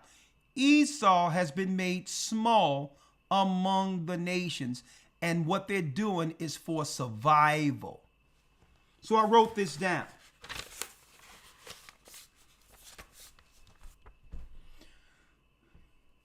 We must pick our battles wisely. And sometimes battles isn't fighting people. It's not engaging where Esau would like us to engage. So now, when it comes to our battles or navigating through this war, think about it, folks, and I need y'all to give me y'all insight. What are we willing to engage in, and what are we willing to what? Not deal with altogether if Esau is offering it. Right? And what is a nation of people, what would they be willing to do in the spirit of self-preservation? If you are a nation who think you're dying off, what would you be willing to do to survive? Okay? And I need y'all to think like this, because this is how they've been thinking. We are their case study. I showed people years ago. Look at this. I showed people a couple of weeks ago. Look at this. African American attitudes towards Israel. They did a whole survey, a Christian Zionist survey, examining our people when we could care less about what they're doing, but yet they examine us. They want to know what we're watching, what we're thinking, all of that. See? Because there's a level of paranoia that comes with what? Galatians 6 and 7, you reap what you sow. They see everything that they have sowed in the earth is coming back around to them. And guess what? They are panicking. Even before this, look. Cambridge study. Cambridge study. Folks, they've been studying us since slavery. The black Jews, the religious challenge of politics versus religion. Us being Israelites has always disturbed their politics, folks. So they did a whole Cambridge study from Cambridge University on whether or not our people found out we were Israelites throughout society and how that affects them. Because they need the sentiment of them being loving Christians, God's chosen people as Jews, to continue what they're doing uninterrupted. So they've been keeping their eye on this for a long time. Folks, let me show you how long they've been looking at us. Amongst the many religious groups to be found in the United States, one is remarkable and very little known: the Black Hebrews. Number one, all the Hebrews we read in the Bible are black people. All right, this is no black nationalism. Okay. This group shares structural characteristics common to many minorities. We're not minorities. You put all of the Israelites together, and we are the majority of the earth. The Bible says we are the sand of the sea that cannot be measured nor numbered. Esau made us the minority by dividing us into separate people. They're the minority. By a dual identity derived from the experience in slavery. And listen, folks, this is Cambridge University. Number one, they just want to attach us to Africa. We ran into Africa after the Edomites sacked Jerusalem. We are not from Africa. Let me repeat that again. We are not from the new bordered map of Africa. Because if you put northern Africa into the modern day map, folks, Israel is northern Africa.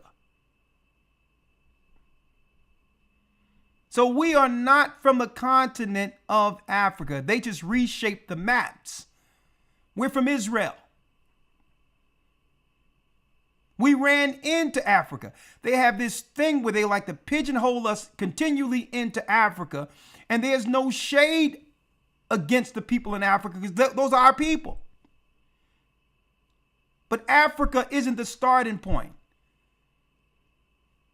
And if you want to talk about the starting point is Eden, which would be determined as Northern Africa, the Middle East.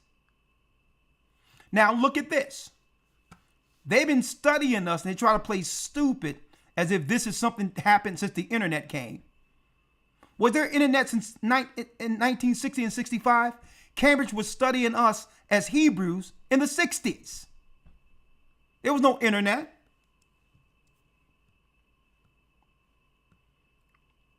Look at this.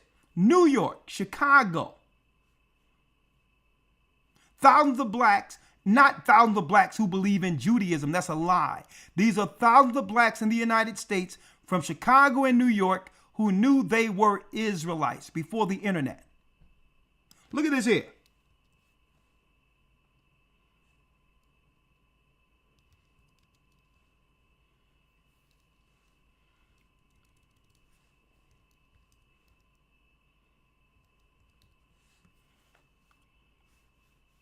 Look at this. Look at this, folks. Look at this. Look at this, folks. I'm going to show y'all. Internet, 1879. There was a massive migration of some 5,000 blacks to the northern territories of the United States, mainly Kansas and Oklahoma. You want to know what came out of the Seminole Wars? This is what came out of the Seminole Wars. Listen to this. This exodus was despairing blacks seeking a refuge, a place where their political rights would mean something, where they would free from economic exploitation, and above all of them, the dangerous activities of the KKK.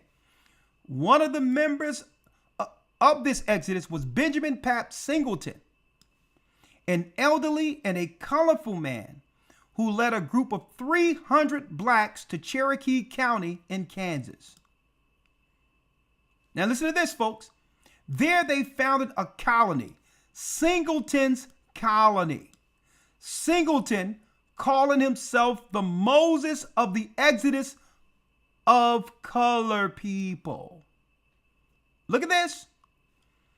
1900 onward, South Carolina, my mother's side from there, were overrun by black preachers who were propagating a doctrine according to what? To which the lost tribes of Israel was none other than the Negroes. Cambridge University have been studying the awakening, folks, since we were here in America. That the house of Israel, the black people in America who came off slave ships, it's in their white papers that the Negroes in America were from the children of Israel. They try to play dumb and make you believe this is something that came off the internet. Look at this. And this is why they use Jesse Jackson to come with that crazy term, African American. We need to throw that title in the garbage. We aren't no African Americans. That's a lie. He came up with that crap because they were going to use South Africans like Obama and others to come in and to undermine us.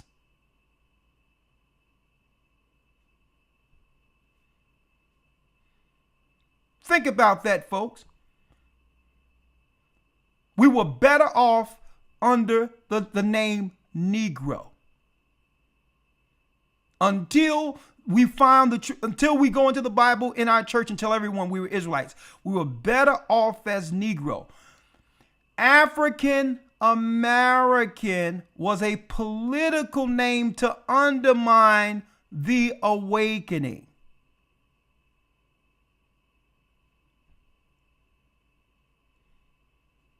We need to throw that net. And along with Jesse Jackson, not only came that stupid name, African American, another thing came with that stupid name was the Rainbow Coalition. Putting the rainbow in people's mind until it would become the LGBTQ emblem, a flag throughout the earth representing alternative lifestyles. They did all of this through Jesse Jackson. After the assassination of Martin Luther King, they totally derailed and switched the civil rights movement from what it's supposed to have been.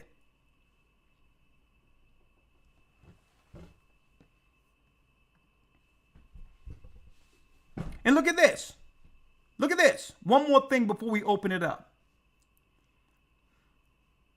From 1900 onwards, North and South Carolina were overrun by black preachers who were propagating a doctrine according to which the lost tribes of Israel was none other than the Negroes.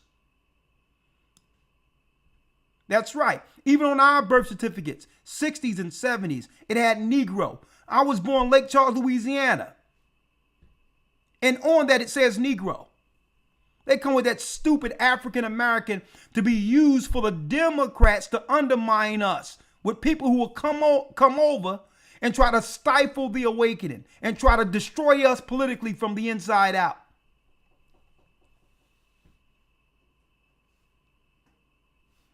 Although this might at first seem an odd claim, it can be seen as reflecting the beliefs that some black slaves now, folks, had held during their captivity when they were interrogated on their origins. That means the people that came over here in slaves, folks, the slave ships, our people knew that we were the children of Israel coming off the slave ships, folks. And they made that ridiculous movie Roots to totally derail or misdirect the narrative of the slave ships. And they interrogated on their origins of their destiny. A history example supports this hypothesis. A slave uprising took place in Richmond, Virginia at the beginning of the 19th century, which was led by a slave called Gabriel Prosser.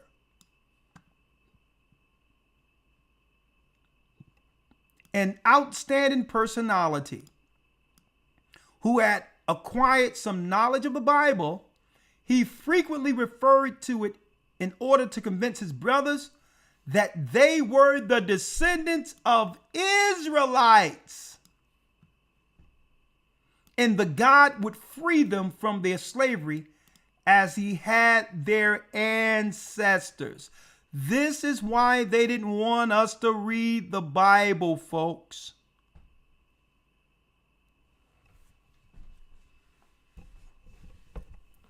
Hit that like button. So, Elder Lawyer, before opening it up, we're going to open it up right now. We had the white nationalists who came out and said the quiet part out loud.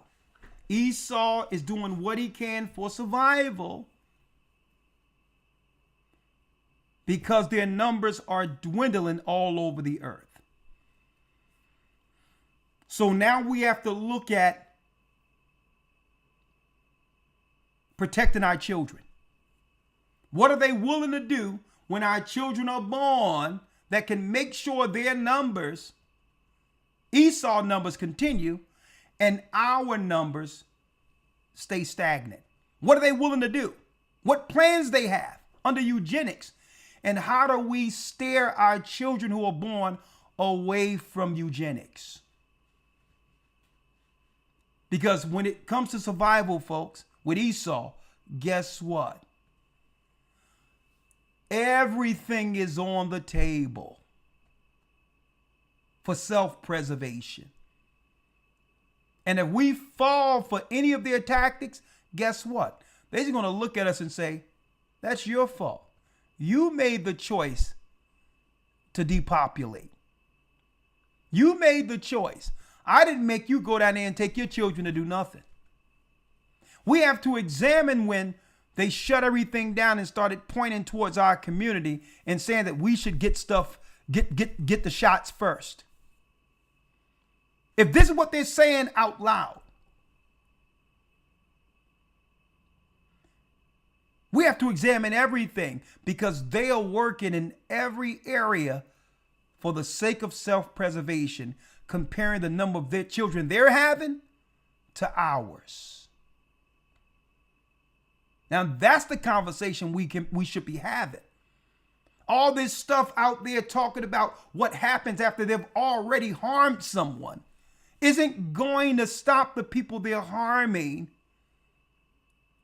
folks, and destroying right up under our noses.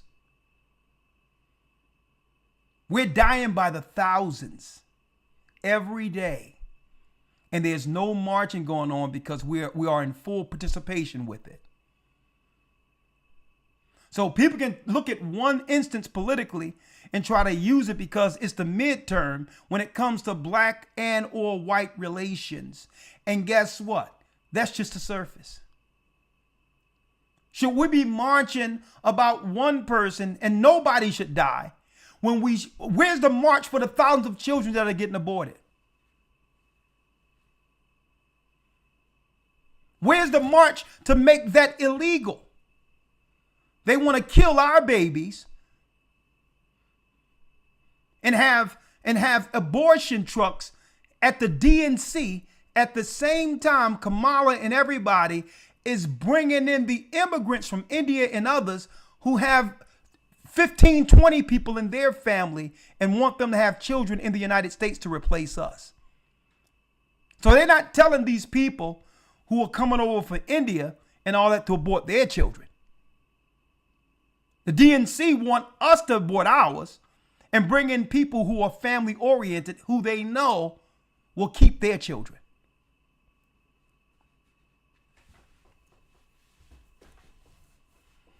Right? So what are they willing to do? What point do you have anything to say on that, Elder, before I open it up? No, sir. No, sir. Let's go straight to the cause. Okay, we're going to talk about it. What is a nation willing to do in the spirit of self-preservation? And how do we protect ourselves from them? I would say first, we must stay under the hedge of Christ.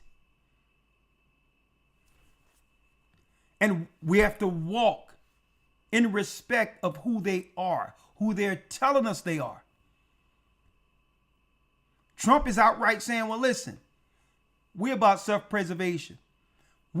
Folks, I'm starting to believe they use all these people to come in for the greatest psyop that have ever hit the world. Because these people would readily become the doctors and do all the things Esau didn't want to do. Looking like us. Nurses and all of that, who were from someplace else administering things to our people, knowing that we are the voice of reason and true rebellion for everybody. Okay, you can't negotiate a citizenship with the tribe of Judah here and hold that over us and use that as leverage. So I'm starting to believe when they had all those people come in, how many of these people were nurses and doctors and was a part of the campaign moving our people out of the way, folks?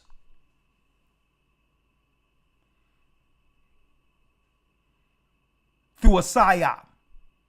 And once they were utilized for that, they bring in Trump, and Trump saying, okay, they done already harmed themselves and their own people. Now let's get them out of here. We used them for what we wanted them for. We wanted them over the nursing homes. We wanted them at the hospitals and doctors because we needed a black face to push the stuff. And now that the people, a certain demographic has already been poisoned and will never be able to have children, we can send all these black people back, but we'll keep all the white people here. They never intended, when they brought these people over, folks, under TPS and others, our people, they had them on a string, making them believe that there would be a path to citizenship, when they were only being used as proxy against Judah, because Judah was fighting for everyone. Judah was fighting for everybody here in America.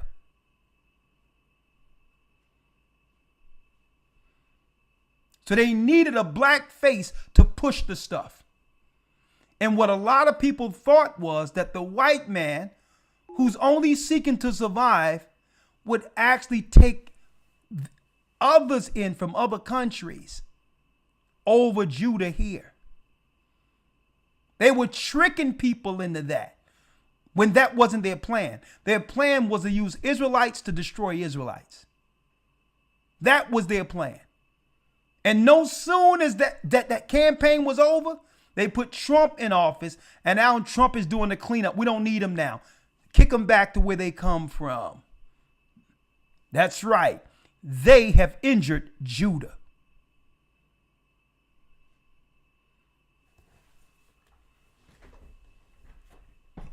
Huh? They have injured Judah. That's what they were looking for. Churches everywhere in America was turning. They were opening their minds to the idea of them understanding that they must change or lose their congregation. The black church was coming to terms. Like, listen, if we can't beat them, join them. And I had black pastors. There was 2 separate churches I know that were black churches who are pastors who turned over to the Gathering of Christ Church. Personally, myself. Who turned their whole congregations over to, and now are part of the Gathering of Christ Church. So they knew that the black church that came out of chattel slavery, who always knew they were Israelites from America's inception, that truth was abounding in our current times, and it would disturb their politics. They knew it.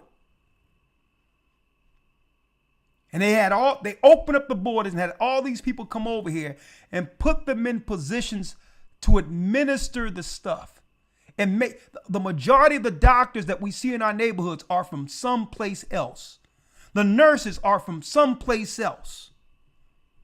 And are willing to do whatever the establishment tell them to do.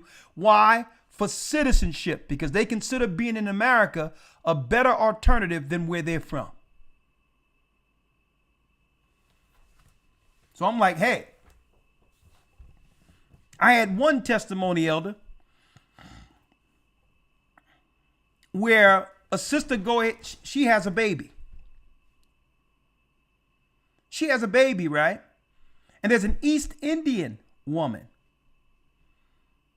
The girl, and I'm not going to put her name out there, but she calls me and say, well, hold up. The East Indian woman saying, okay, your son should have this, and this is as far as the vaccines. And she said, and she said, well, listen, I'm religious, under my religious exemption. We don't do that right now. What we do is we examine the stuff first and then decide later. Okay? We don't just make choices right off. We examine what we put in our bodies. So she said, listen, we're not saying no. We're not saying no about the vaccines, but it's not going to happen today. My son is healthy right now. I may make a decision later. This East Indian woman, full accent, wasn't born here.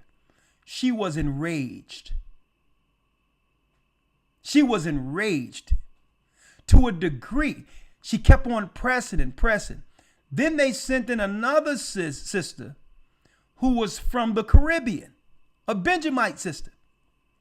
And she was like, what y'all doing here? I said that I deal with informed consent. I'm not saying no. Okay? But my baby is healthy now.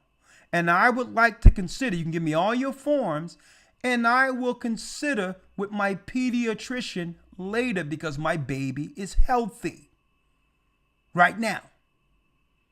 The East Indian woman they've never seen anything like it. And check this out. The East Indian woman says, well, who's your pediatrician? Speaking like that. I'm like, do they know that we are a different stock here in America? They must think that we are part of the caste system of some of the Africans or the Sudanians who will grovel under other races of people. I'm like, listen, Esau didn't even warn these people. Like, you think I'm going to do this because you say so? You a long way from home, man. This is what happens, Elder. Do you know she called the pediatrician the next day and asked, was the boy vaccinated? And it was a white woman who was a pediatrician who also deal with natural alternatives. The white woman told her, the sister, I've never seen anything like this before. I've never seen a doctor call from a hospital and ask for a particular child and whether or not that child was vaccinated. A white woman, a white girl told her this right there. I've never seen anything like this before. And letting her know under no uncertain terms that this was strictly race targeting.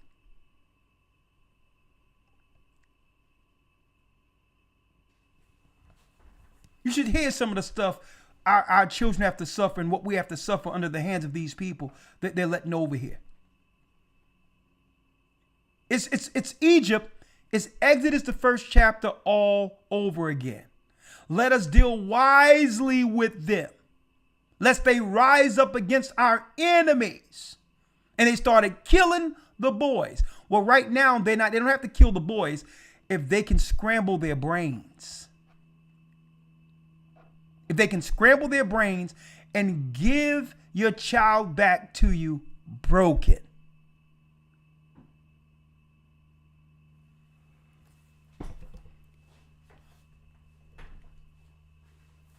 I'm gonna tell you at one time, let me tell you, I believe that they should have a special class for the people they let over here to give them some insight that Judah in America is different. We had to fight to survive. You don't know what it is to go through slavery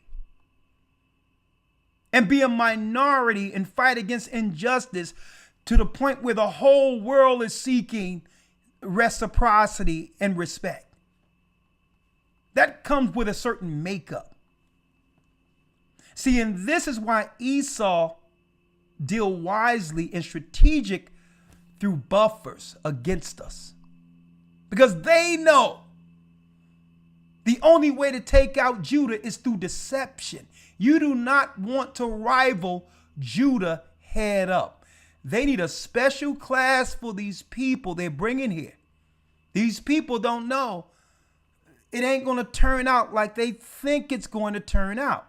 Out of nowhere, Judah said they're not going to Asian stores anymore. And now the Asians don't know what to do. And folks, there was no meeting. There was no conversation. Okay? It just happened. And then Judah, I'm going to tell you how Judah worked. It's good.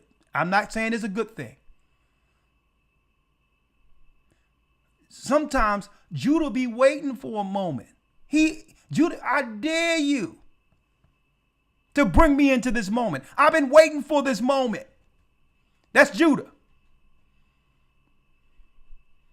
I'm not saying it's good, but I believe some of these people need to get prepped. Because Judah will take a bad day out on you. Right? Straight up.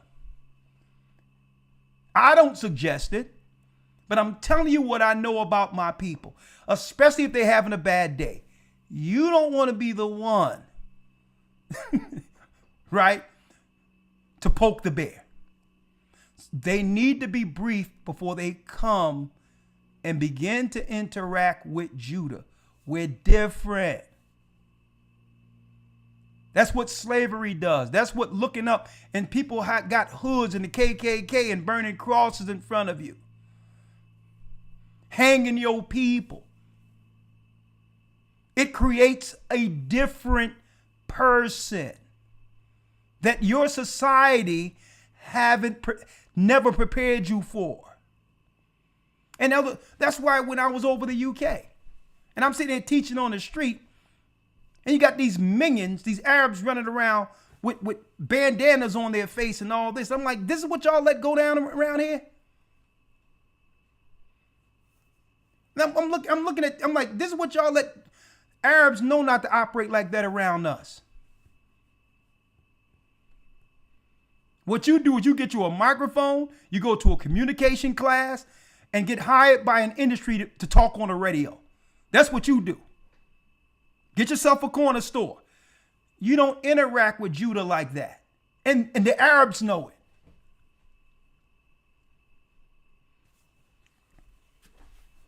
The Bible says what?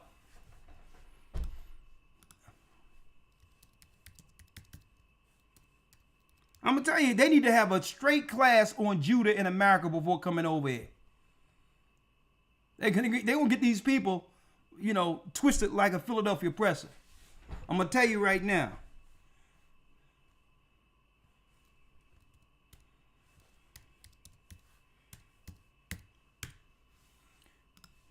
Elder Lawyer, let's get Matthew 10 and 16 real quick. Yes, sir. Behold. St. Matthew 10 and 16. Behold, I send you forth as sheep in the midst of wolves. I send you forth as sheep in the midst of wolves. Read. Be ye therefore wise as serpents and harmless as doves. This is how Christ say we must navigate through this. Be wise as serpents and harmless as doves. So guess what? When it comes to us wanting to protect our children, we don't got to say what we believe in all these others. Be wise. But like, listen, I'm not saying no, but guess what?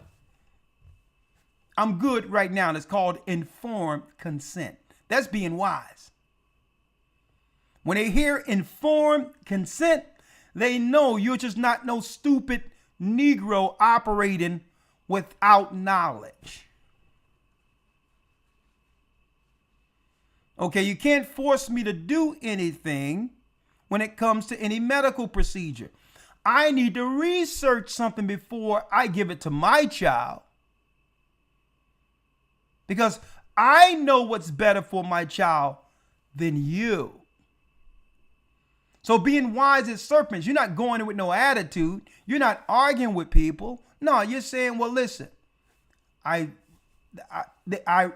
truly respect your knowledge and thank you for giving me the information.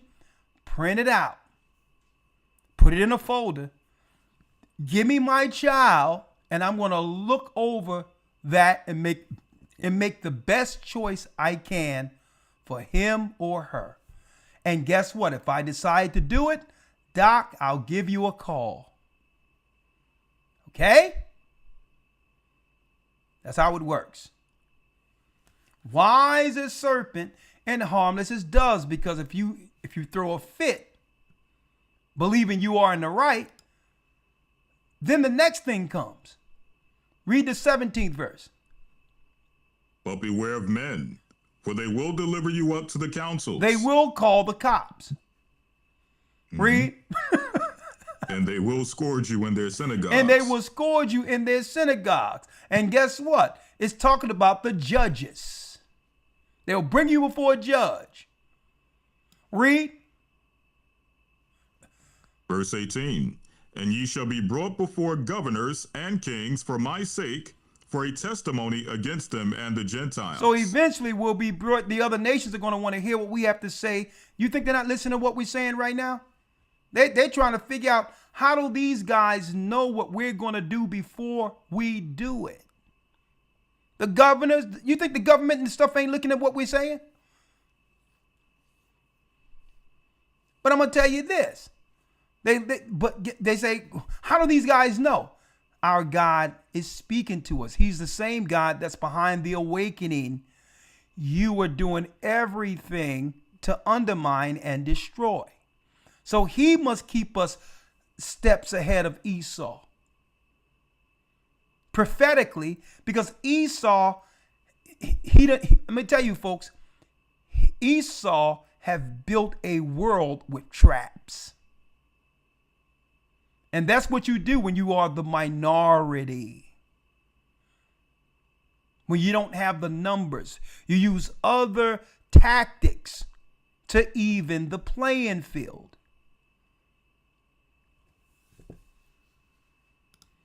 Be wise as serpents, harmless as doves, folks.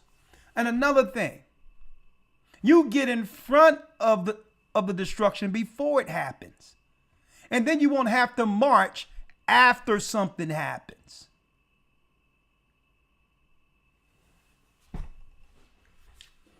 Huh? Again, what is the action? What is an action?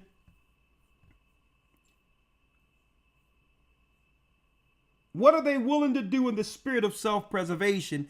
And how do we protect ourselves from their tactics is the question. Anyone can chime in? Let's see. Someone says 315 area code. You can text and if you want to come in, just text and say you would like to come in and I'll bring you in. 315 area code, elder. Shalom, elders, and good evening. Part of Esau's tactics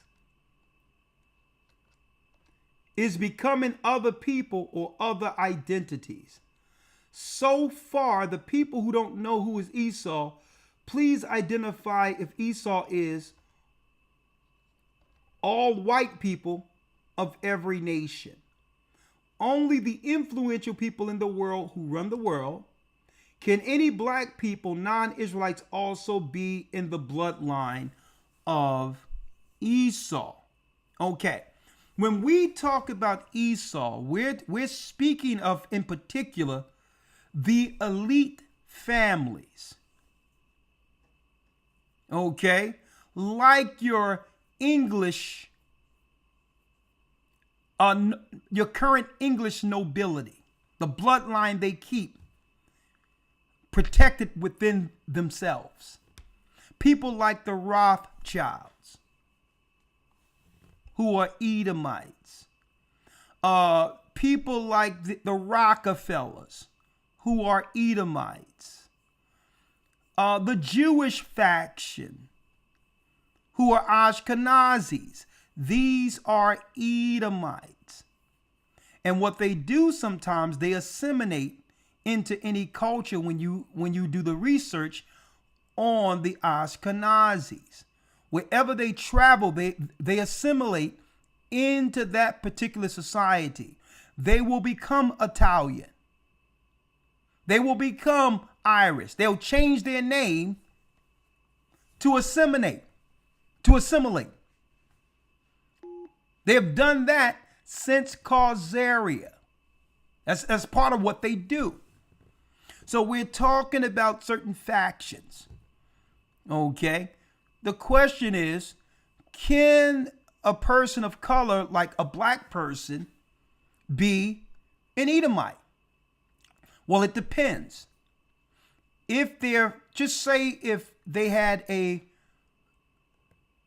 on their father's side, their father had a white man or full-blooded Edomite as the grandfather. Well, through that bloodline, that would be an Edomite bloodline. But again, the Bible says that we are not to strive in genealogy. What does that mean? Who's to say that grandfather we thought was white didn't have a black grandfather? See that? So under those instances, we don't strive in genealogy, because when Christ comes, Matthew 25, he's going to divide the nations from the nations. Okay? Now, your Bidens. Now understand, Biden have a long history in being against our people through civil rights. Okay? The 1993-94 crime bill. Even before that, he was a segregationalist. So those families that were segregated were Edomites. We understood who they were, and they understood who we were. They stayed on their side of the tracks. We stayed on our side of the tracks. Integration is in actuality infiltration. We lost everything. They lost nothing through integration. They were able to gain a whole market of our people that beforehand they had no access to. That was a whole market. We are the consumers. So imagine how much wealth we were circulating amongst ourselves before integration. See?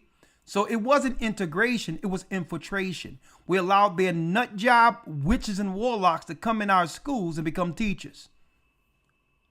Okay? And instead of black excellence, our IQ started going down when they started targeting us with the pharmaceuticals and others, as well as bringing in people who are against us. Racist Democrats. We were infiltrated and integrated with the devil. The Democrats were the ones always used against us in slavery.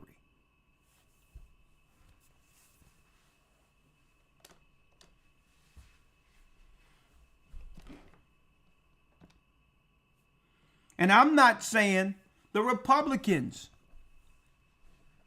are any better. What I'm saying is at least the Republicans are what they say they are. See, and that's what they let the Democrats do their dirty work. See? At least Republicans are what they say they are. Trump say he's going to do something, guess what? He's doing it. Listen, give me that person all day long.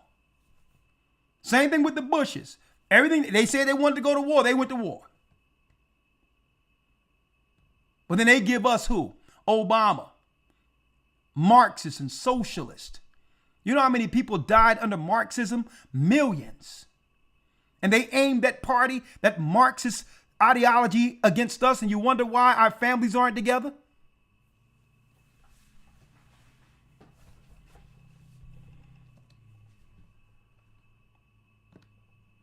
Y'all better look up Stalin.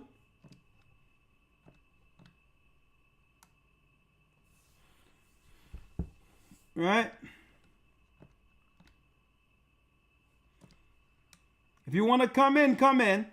Text. I'm going to be here for another 20, 30 minutes. Text 445-888-2759 if you would like to come in. I have questions, okay? 323, I'm going to call you in now. 323. 1 second. We're going to take a quick break, a minute and 20 seconds. And then don't forget the Hebrew Bible Academy week 2. We still have enrollments. Get on in because there's nothing like our academy. Go to historytimes.org to enroll. You don't want to miss these 12 weeks. Brand new lessons. We'll be right back. Brand new lessons. We'll be right back in a minute and 20 seconds. Hold tight. 323, I'm bringing you in. The Bible. Is it hard to understand? When it comes to reading the Bible, the first thing that comes to mind is the fact that this is the Word of God. The seals have been broken and the truth is here. And when we go throughout the scriptures, when we go throughout extra biblical records, we find that the language that God employed, that he used to create the heavens and the earth, was the Hebrew language. Christ said, I came for the lost sheep of the house of Israel. But yet no one, no religious leader, no religious church out there anywhere can now identify the 12 tribes of Israel. Can we? God is quite simple, but it seems as if man makes understanding him hard. What are those mysteries? The truth of your book and the truth will make you free. The Hebrew and Bible Academy. You're invited.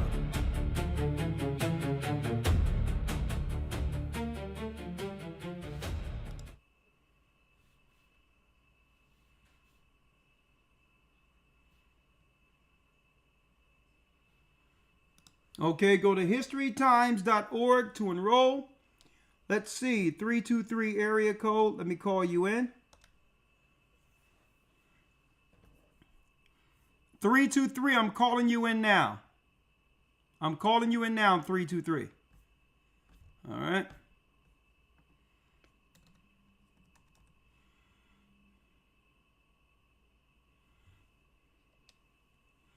Yes, no. 404 area code. How can I help you? Hi.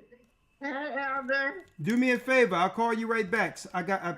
Someone was before Okay. you, so I'll call you right back. All righty. All right.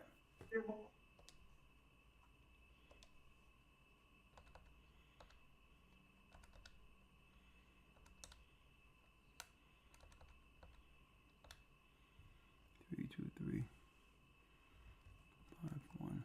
1 second. 5, 1, 4, 8, 9, 5, 6. All right. I'm calling you in now. 323 area code.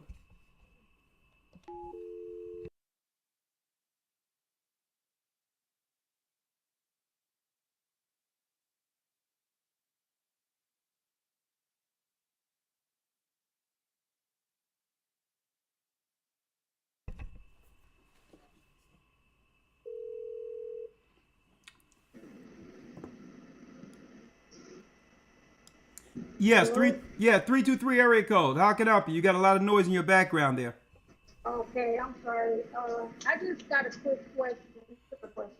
Okay, well your phone you're gonna have to do something about the sound because I can't hear you that well.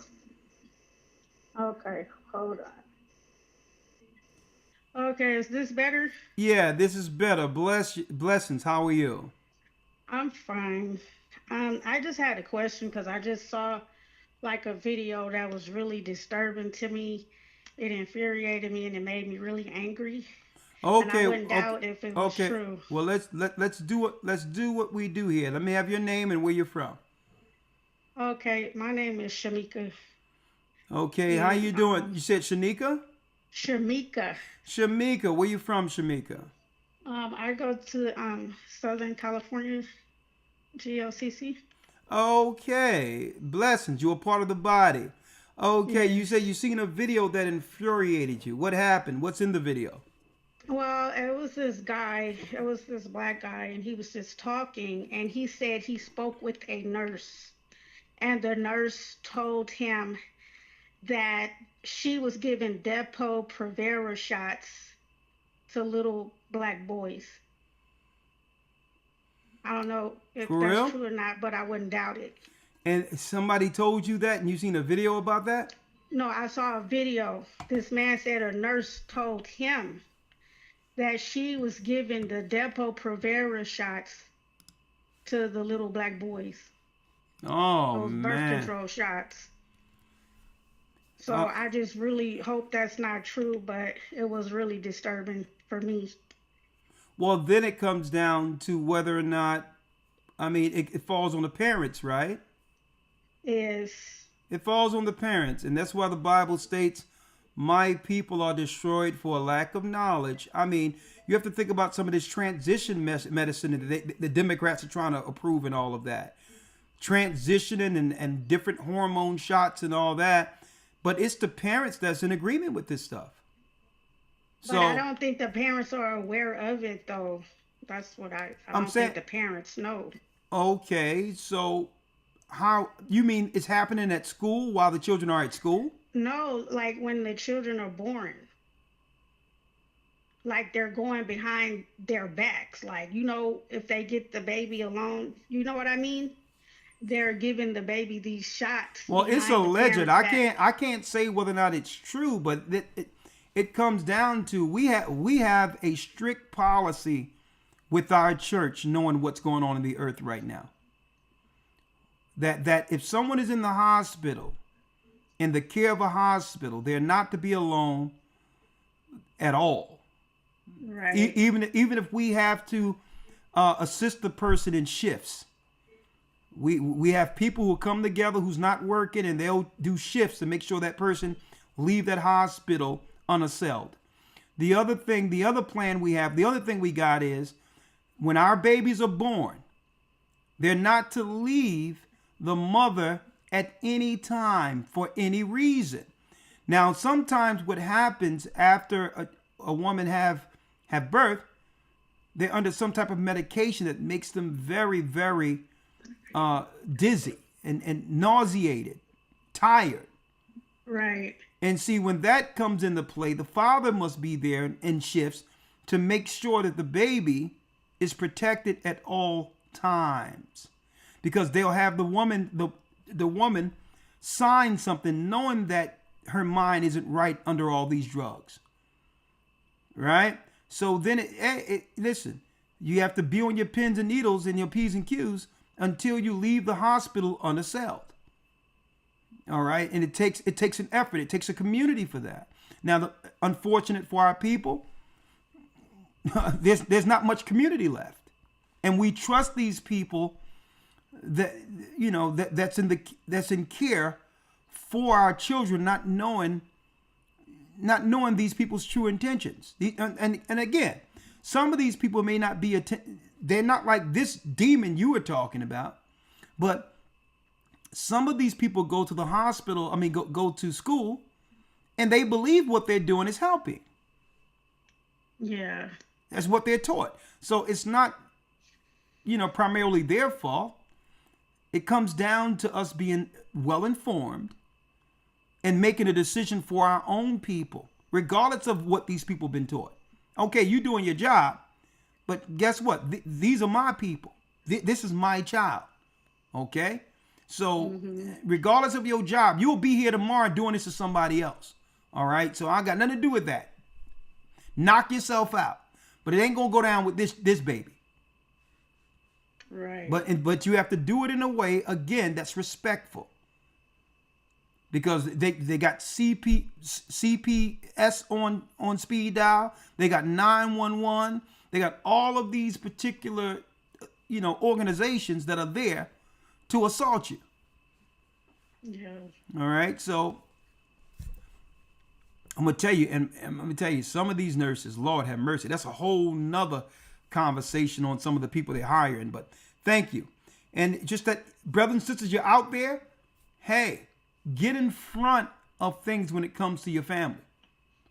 Okay? Don't allow the system to dictate what happens to your family, because at the end, your child jacked up. They'll give you your child and they'll forget your child ever existed. Right? So, thank you. All right. Shalom. Shalom. It's alleged, but who knows? 445-888-2759. If you're going to come in now if you have something to say on this. But again, for those who don't know, old Donald Trump isn't playing. He isn't playing. He said, I got something for y'all Democrats. The House Republicans resurrect Save America Act by adding it to the spending bill. So if y'all don't sign the bill, you get no money for your state. And check out, this is how you know these Democrats are underhanded. They are fighting for people to vote who don't have any documentation, any citizenship. You can't be a citizen of America and affect the politics in Canada or another country. That's crazy. But a Canadian can come here without ID and vote. Insane. Then they try, and guess what? It's an insult to us when they try to claim that this is Jim Crow, that this taking us back to Jim. What you talking about? Black people in America have identification. How do you think people get loans? How do you think people drive cars? Try to make it seem like it's our problem, and say the helpless black people don't have identification. What world do they think we're living in? I'm gonna tell you, these demonuts be insulting our intelligence. Just tell the truth. That you need people who are not citizens to vote so that you'll have a voting block. And guess what? if you wouldn't have worked to destroy our people and destroy our children through abortion, you wouldn't need undocumented people to vote. See that? So they destroyed us, and now they don't have enough numbers under the Democrats to keep them in office.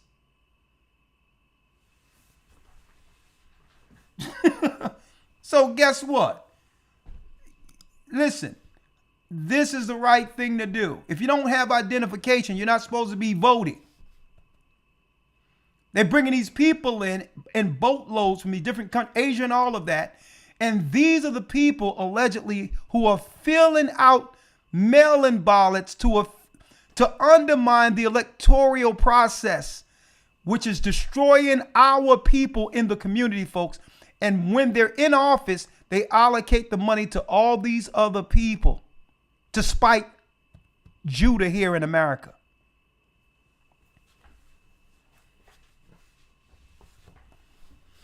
So he says, listen, if you don't sign this bill, which means you must have an idea. They let you know these Democrats, these demo nuts, folks. These people are crazy.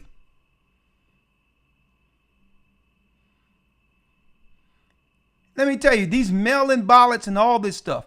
Who do you think was moving these mail-in ballots around? It was the people they let over the borders. These allegedly, this was a corporate plan to make sure that people from other countries would work in certain industries within the United States because what? The parent country was from overseas. So they sent in their own employees to work for less money. And then have them what? Affect the electoral process when none of these people have anything to do with this country. House Republicans resurrect Save America Act by adding it to the spending bill. Now, guess what? The Democrats isn't going to take this sitting down. So they're going to try to stoke civil unrest. You best believe they're going to, all types of false flags and all of that is going to come up because when people lose power, they get desperate. So get ready for some more false flags and all of that to destabilize America. Okay. They sit there, folks, and lie in our face talking about black people don't have any ID to vote. How much we get pulled over? We better have ID.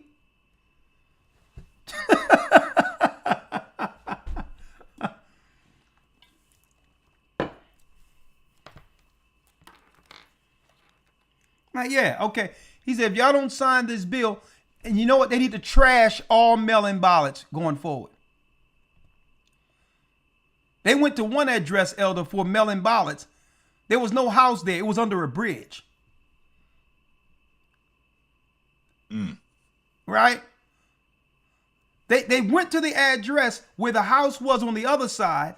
And if you were to see the address where they claimed the house was, it was under a bridge. Nothing was there.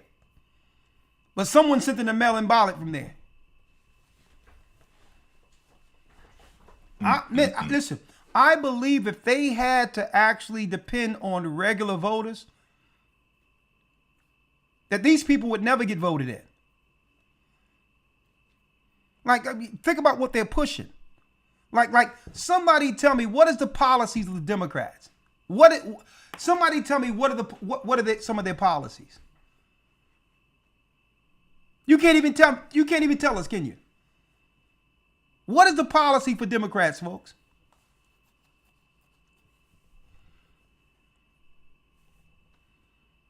Trans rights? LGBTQ? Transitioning children? Can someone tell us what are the policies for the Democrats' constituencies? Anybody?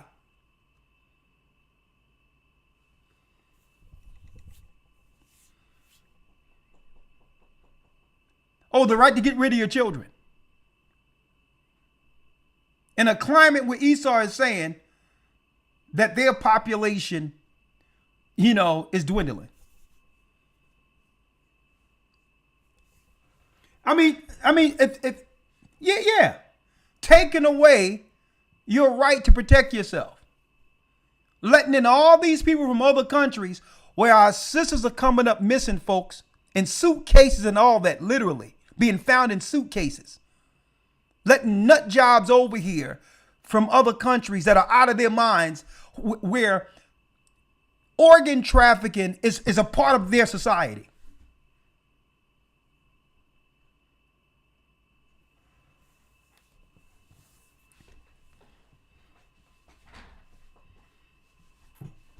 Someone says education and labor promotes increasing the federal minimum wage, strengthening labor unions, and expanding access to affordable higher education and early childhood programs.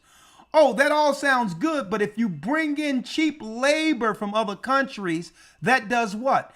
That drives down the wages. At one point, we had labor as leverage here in America because we were the laborers.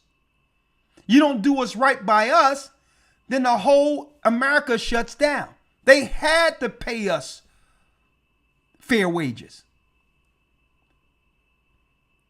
But not now. If you bring people from over country who's used to getting 32 cents a day or whatever the case, or 32 cents an hour, $20 a week where they live was their money, they can come over here and drive down the wages.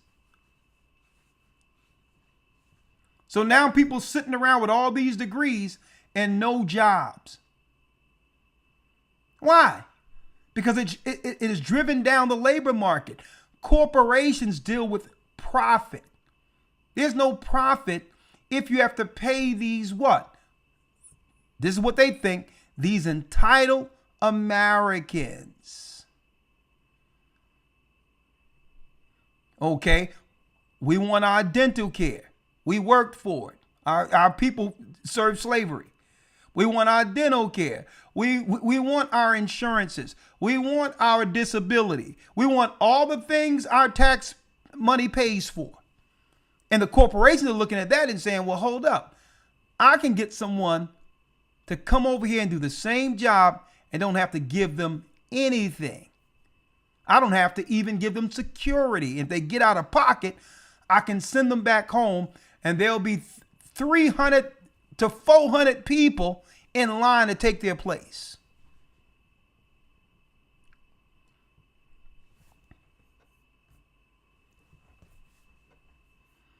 All right, that's how it works. And now our people are suffering and can't even take care of themselves and all of that because why? It's too antiquated. It's too many people and not enough jobs. This is the way the demo nuts wanted it. Okay, to cobble together a voting base.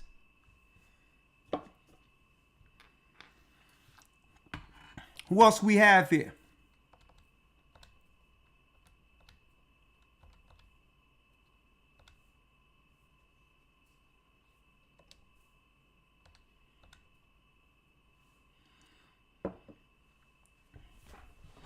And think about this, folks. And I'm going to put it out there as far as history, since I was throwing out a little history earlier tonight. You know, our people throughout history were and are predominantly conservative. We have always been conservative. What's conservative? That doesn't have anything to do with being a political party. We grew up religious people, family values. Our core belief is in God, which made us conservative.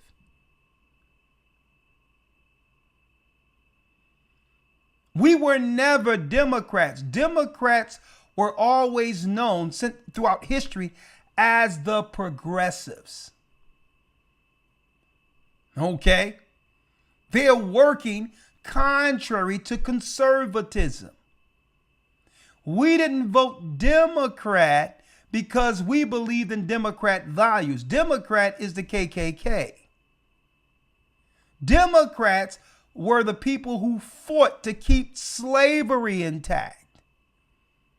We didn't vote Democrat because we believed in the Democrat ideology. We vote Democrat because there was a president who was willing to sign the Civil Rights Act that was Democrat. It's not that we ever believed in Democrat demoralization. They were always the watchdogs for our people. They were always the taskmasters and destroyers of values.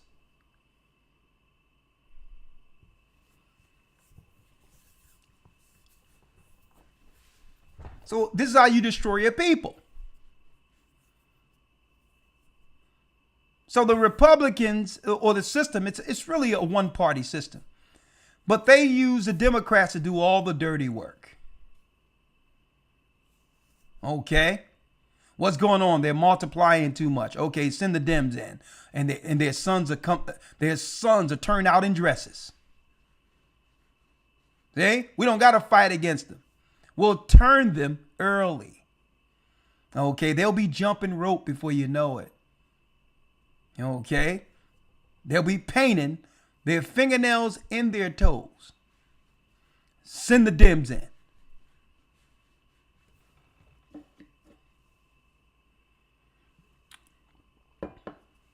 All right.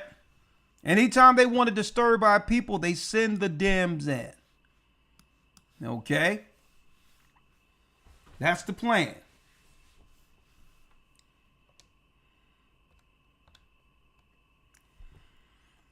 Okay, let me bring you in. 404, let me bring you in. Last call for tonight.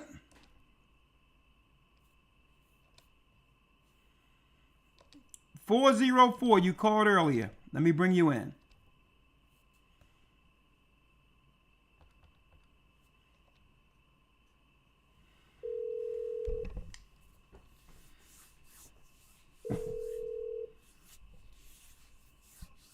Hello.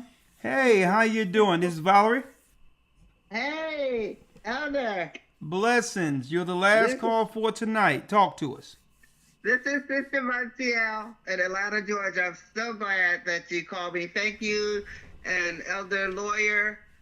You guys, I want you to know everything you're saying is fantastic. I want people to be aware and warned that now that more and more people are learning that we are the true Israelites, they are going to try to kill us. They're using the vaccines. I'm in my 70s now. All day and all night, I'm getting calls. They're trying to get me to take, the doctors are trying to get me to take all kinds of strange medications that cause side effects, which of course I know, having studied with you guys. I've been with you guys since 2018. But I started keeping the Sabbath and the holy days. And this is my 47th year keeping the holy days. Praise the Most High. I started with Herbert W. Armstrong back in the 80s, who taught that we were spiritual Israelites, and that's why we needed to keep the holy days. But it wasn't until I came into GOCC in 2018 that I learned the truth, that there's no such thing as a spiritual Israelite.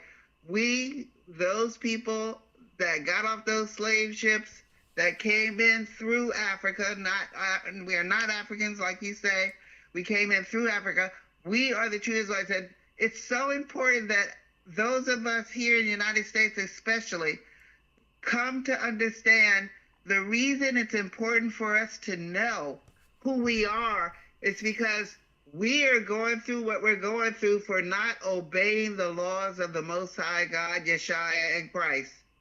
We were never taught the truth about who we were. So right now, today, the Christians and all these other groups, they don't understand that book, that Bible is for us. It's our history, just like you and Elder Lawyer have been teaching us. This is our history, and it's significant that we come to understand who we are because as long as we continue to break the law, we will be under the oppression right up until Christ comes and gets us out of this craziness.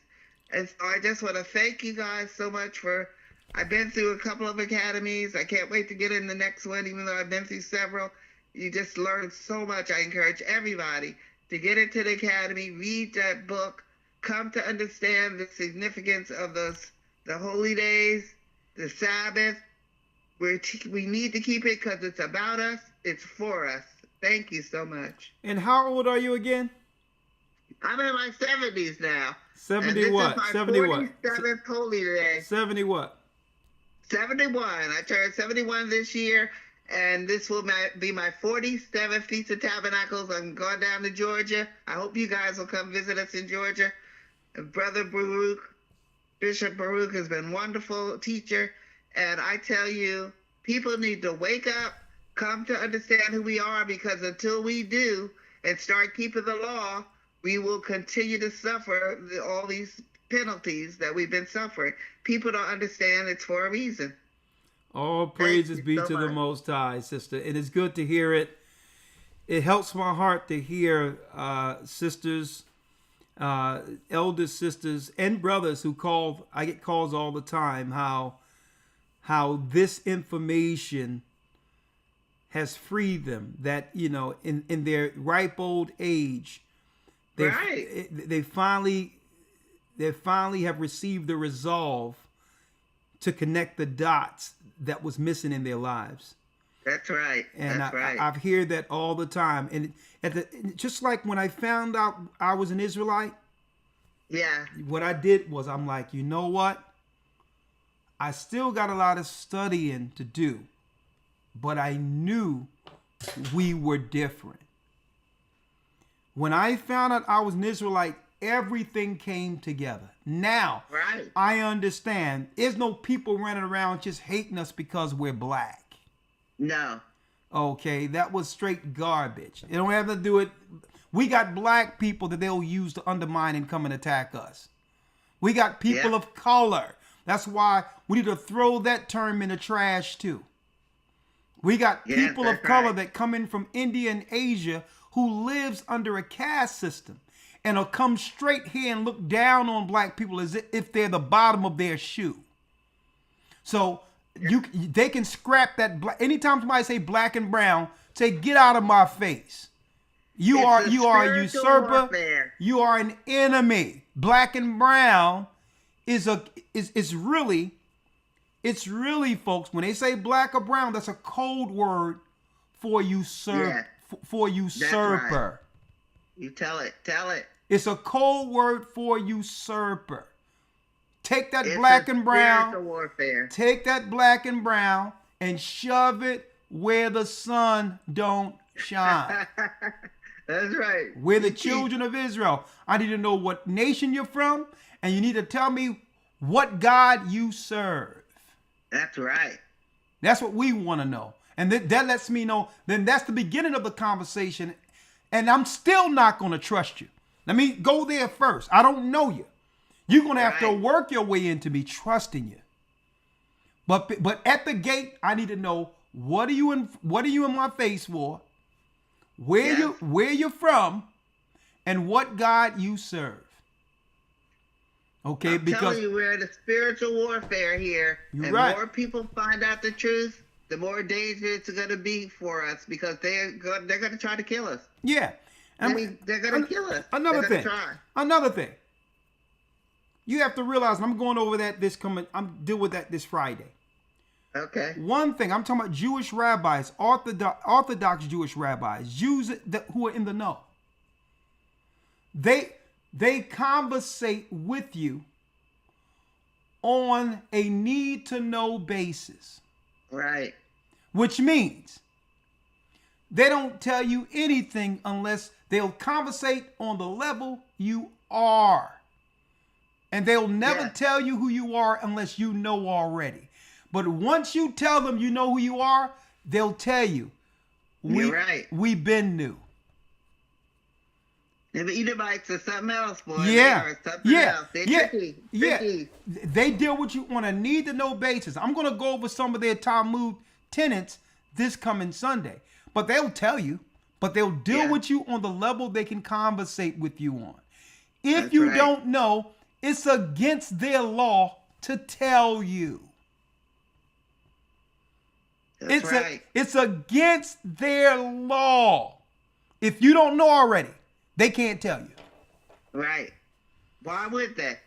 Because they know what it's going to lead to. They know what's going to happen once we all wake up and understand who we are and what we're supposed to be doing. Yes. And how we're supposed to be living. But, They're scared to death. But they'll talk to you if you know, then only privately, not in front of people, because they must code switch if the public is listening. That's true. That's also in the Talmud. In the public, they have to have what? There's a script they use in the public at all times, and they'll never break rank from that script. True. But if they talk to you privately and they know they're not being listened to, they'll conversate with you and say, guess what? We've always known that. I'm telling you. And guess what? Part of their deception. And they're not going to give you no advice on what to do with the information for your people. Why would they? The only That would thing, be to them. the only That would thing be they'll, against them. the only thing they'll do is agree with history that can't be disputed anyway. But they'll never give you advice on what to do with it for your people. Never. They want to keep us in the dark, the way they always had us in the Listen, dark. All this, but we're waking up now. Listen, in actuality, sister, it's not their responsibility. No. As far as they're concerned, their responsibility is for their people. That's right. That's just the way it is. Yeah. Like any But other we race got of people. next. We got next, Elder. We're next. We're waking up and we got next. Sister, guess what? We right now. That's right. We're right now. I'm talking about next. It's Next is happening. Thank you, sister. That's right. Thank you so much, Elder. Thank you, sister. A very, very, very blessed phone call. I'm glad I called you back. Thank you for calling me back, and have a blessed rest of the week. Shalom. Shalom. Yeah, I know. I would like to be everywhere on Tabernacles, to tell you the truth. I was about to put my foot in my mouth right there, like, yo, maybe I can fly halfway through, but I'll be doing too much, and I have to. I'm not going to be able to get there. But if I put it out there, I'll have to do it. So, as soon as she said you need to come through, I was about to say, yeah, I'll be there, but I can't do that no more. I spread myself too thin. Right? So, hey, oh yeah, I got a full download. Right? This is nice. Right? This is going to be sweet what I got going on. This coming Friday. This is going to be sweet. Right? I got a whole thing on the Talmud. I think I downloaded it. I got a whole thing on the Talmud this coming Sunday. And folks, this particular document I have, it was cited into government record. It's from .gov. There was a court case where someone was citing the Talmud and bringing one of their people to task based on the beliefs in the Talmud of how they're using these to undermine the laws and the citizenry of the United States. And it was written in law. Like there's two sets of rules some of these people are playing with. And he brought the Talmud, and it was because he quoted the Talmud, it was typed into public record. So I'm going to be bringing that this coming Friday. We're going to talk about that this coming Friday, if it be the Most High's will. Where did I download that thing to? I'll find it. I will find it. Let me see. I'll show it Friday, but I have it. I'll show it Friday. All right. With that, there's racial relations going on. You got people marching and everything else. Well, we're coming into the midterms where they're going to attempt to what? They're going to attempt to get people emotionally involved into the political process based on racial tension. Do not budge. Don't go out and march. Don't go out and do anything. Okay? Every time we're near an election or midterm, you hear about these cherry-picked stories. That's right, that the news chooses to do what? To spike tensions based on race, but it have to be a black-white narrative. If it's two black people under the same circumstance, there's no news at all. If it's two white people under the same circumstance, it's not promoted or hyper-signaled through the media.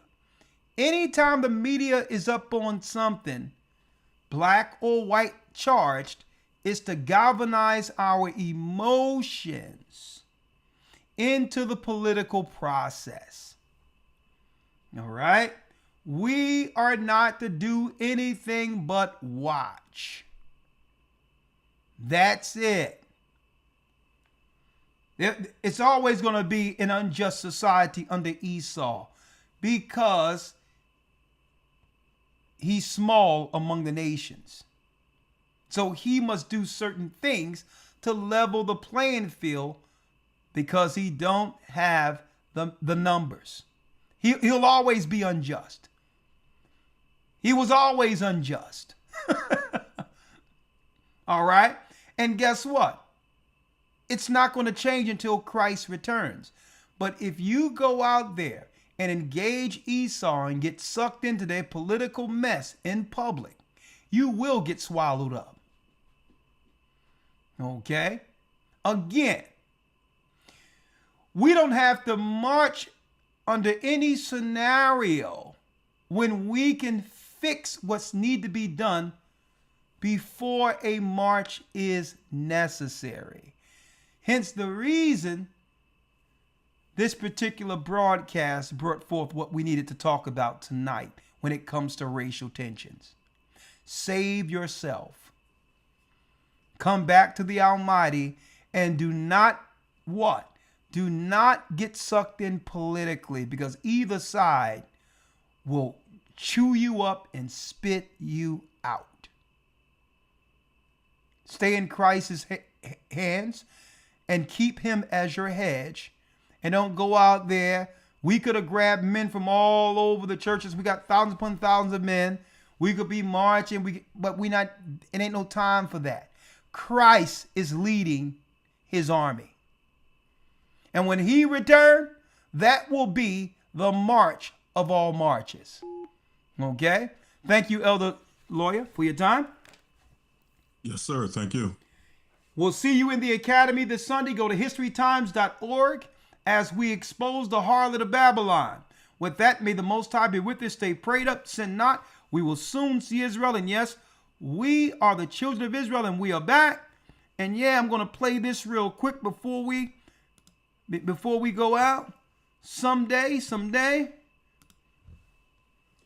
They refuse to let us go. They refuse to let us go. Children of God, so much pain. Children of God. We've searched high, we searched low. I pray you'll send your rain. He gonna rain fire. Lion of Judah, will you stand? Judah, stand up, stand up. And be a part of God's plan. They will have to let us go. You have to let us go. Our our God will plague this land. It's coming. They will have to let us go. I pray someday. Someday. Someday.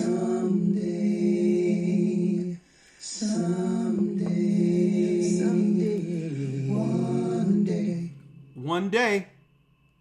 The Arabs and Africans told us At gunpoint. together our wives and children that sold us.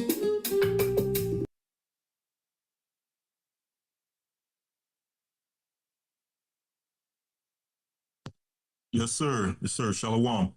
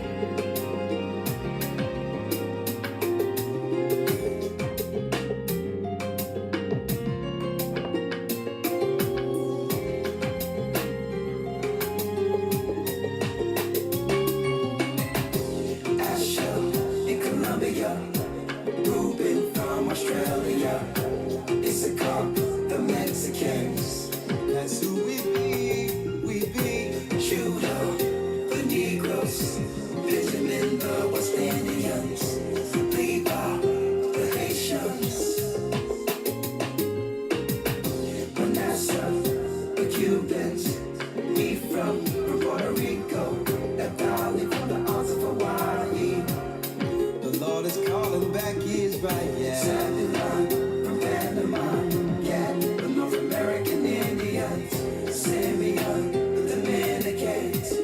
Our highest gathering is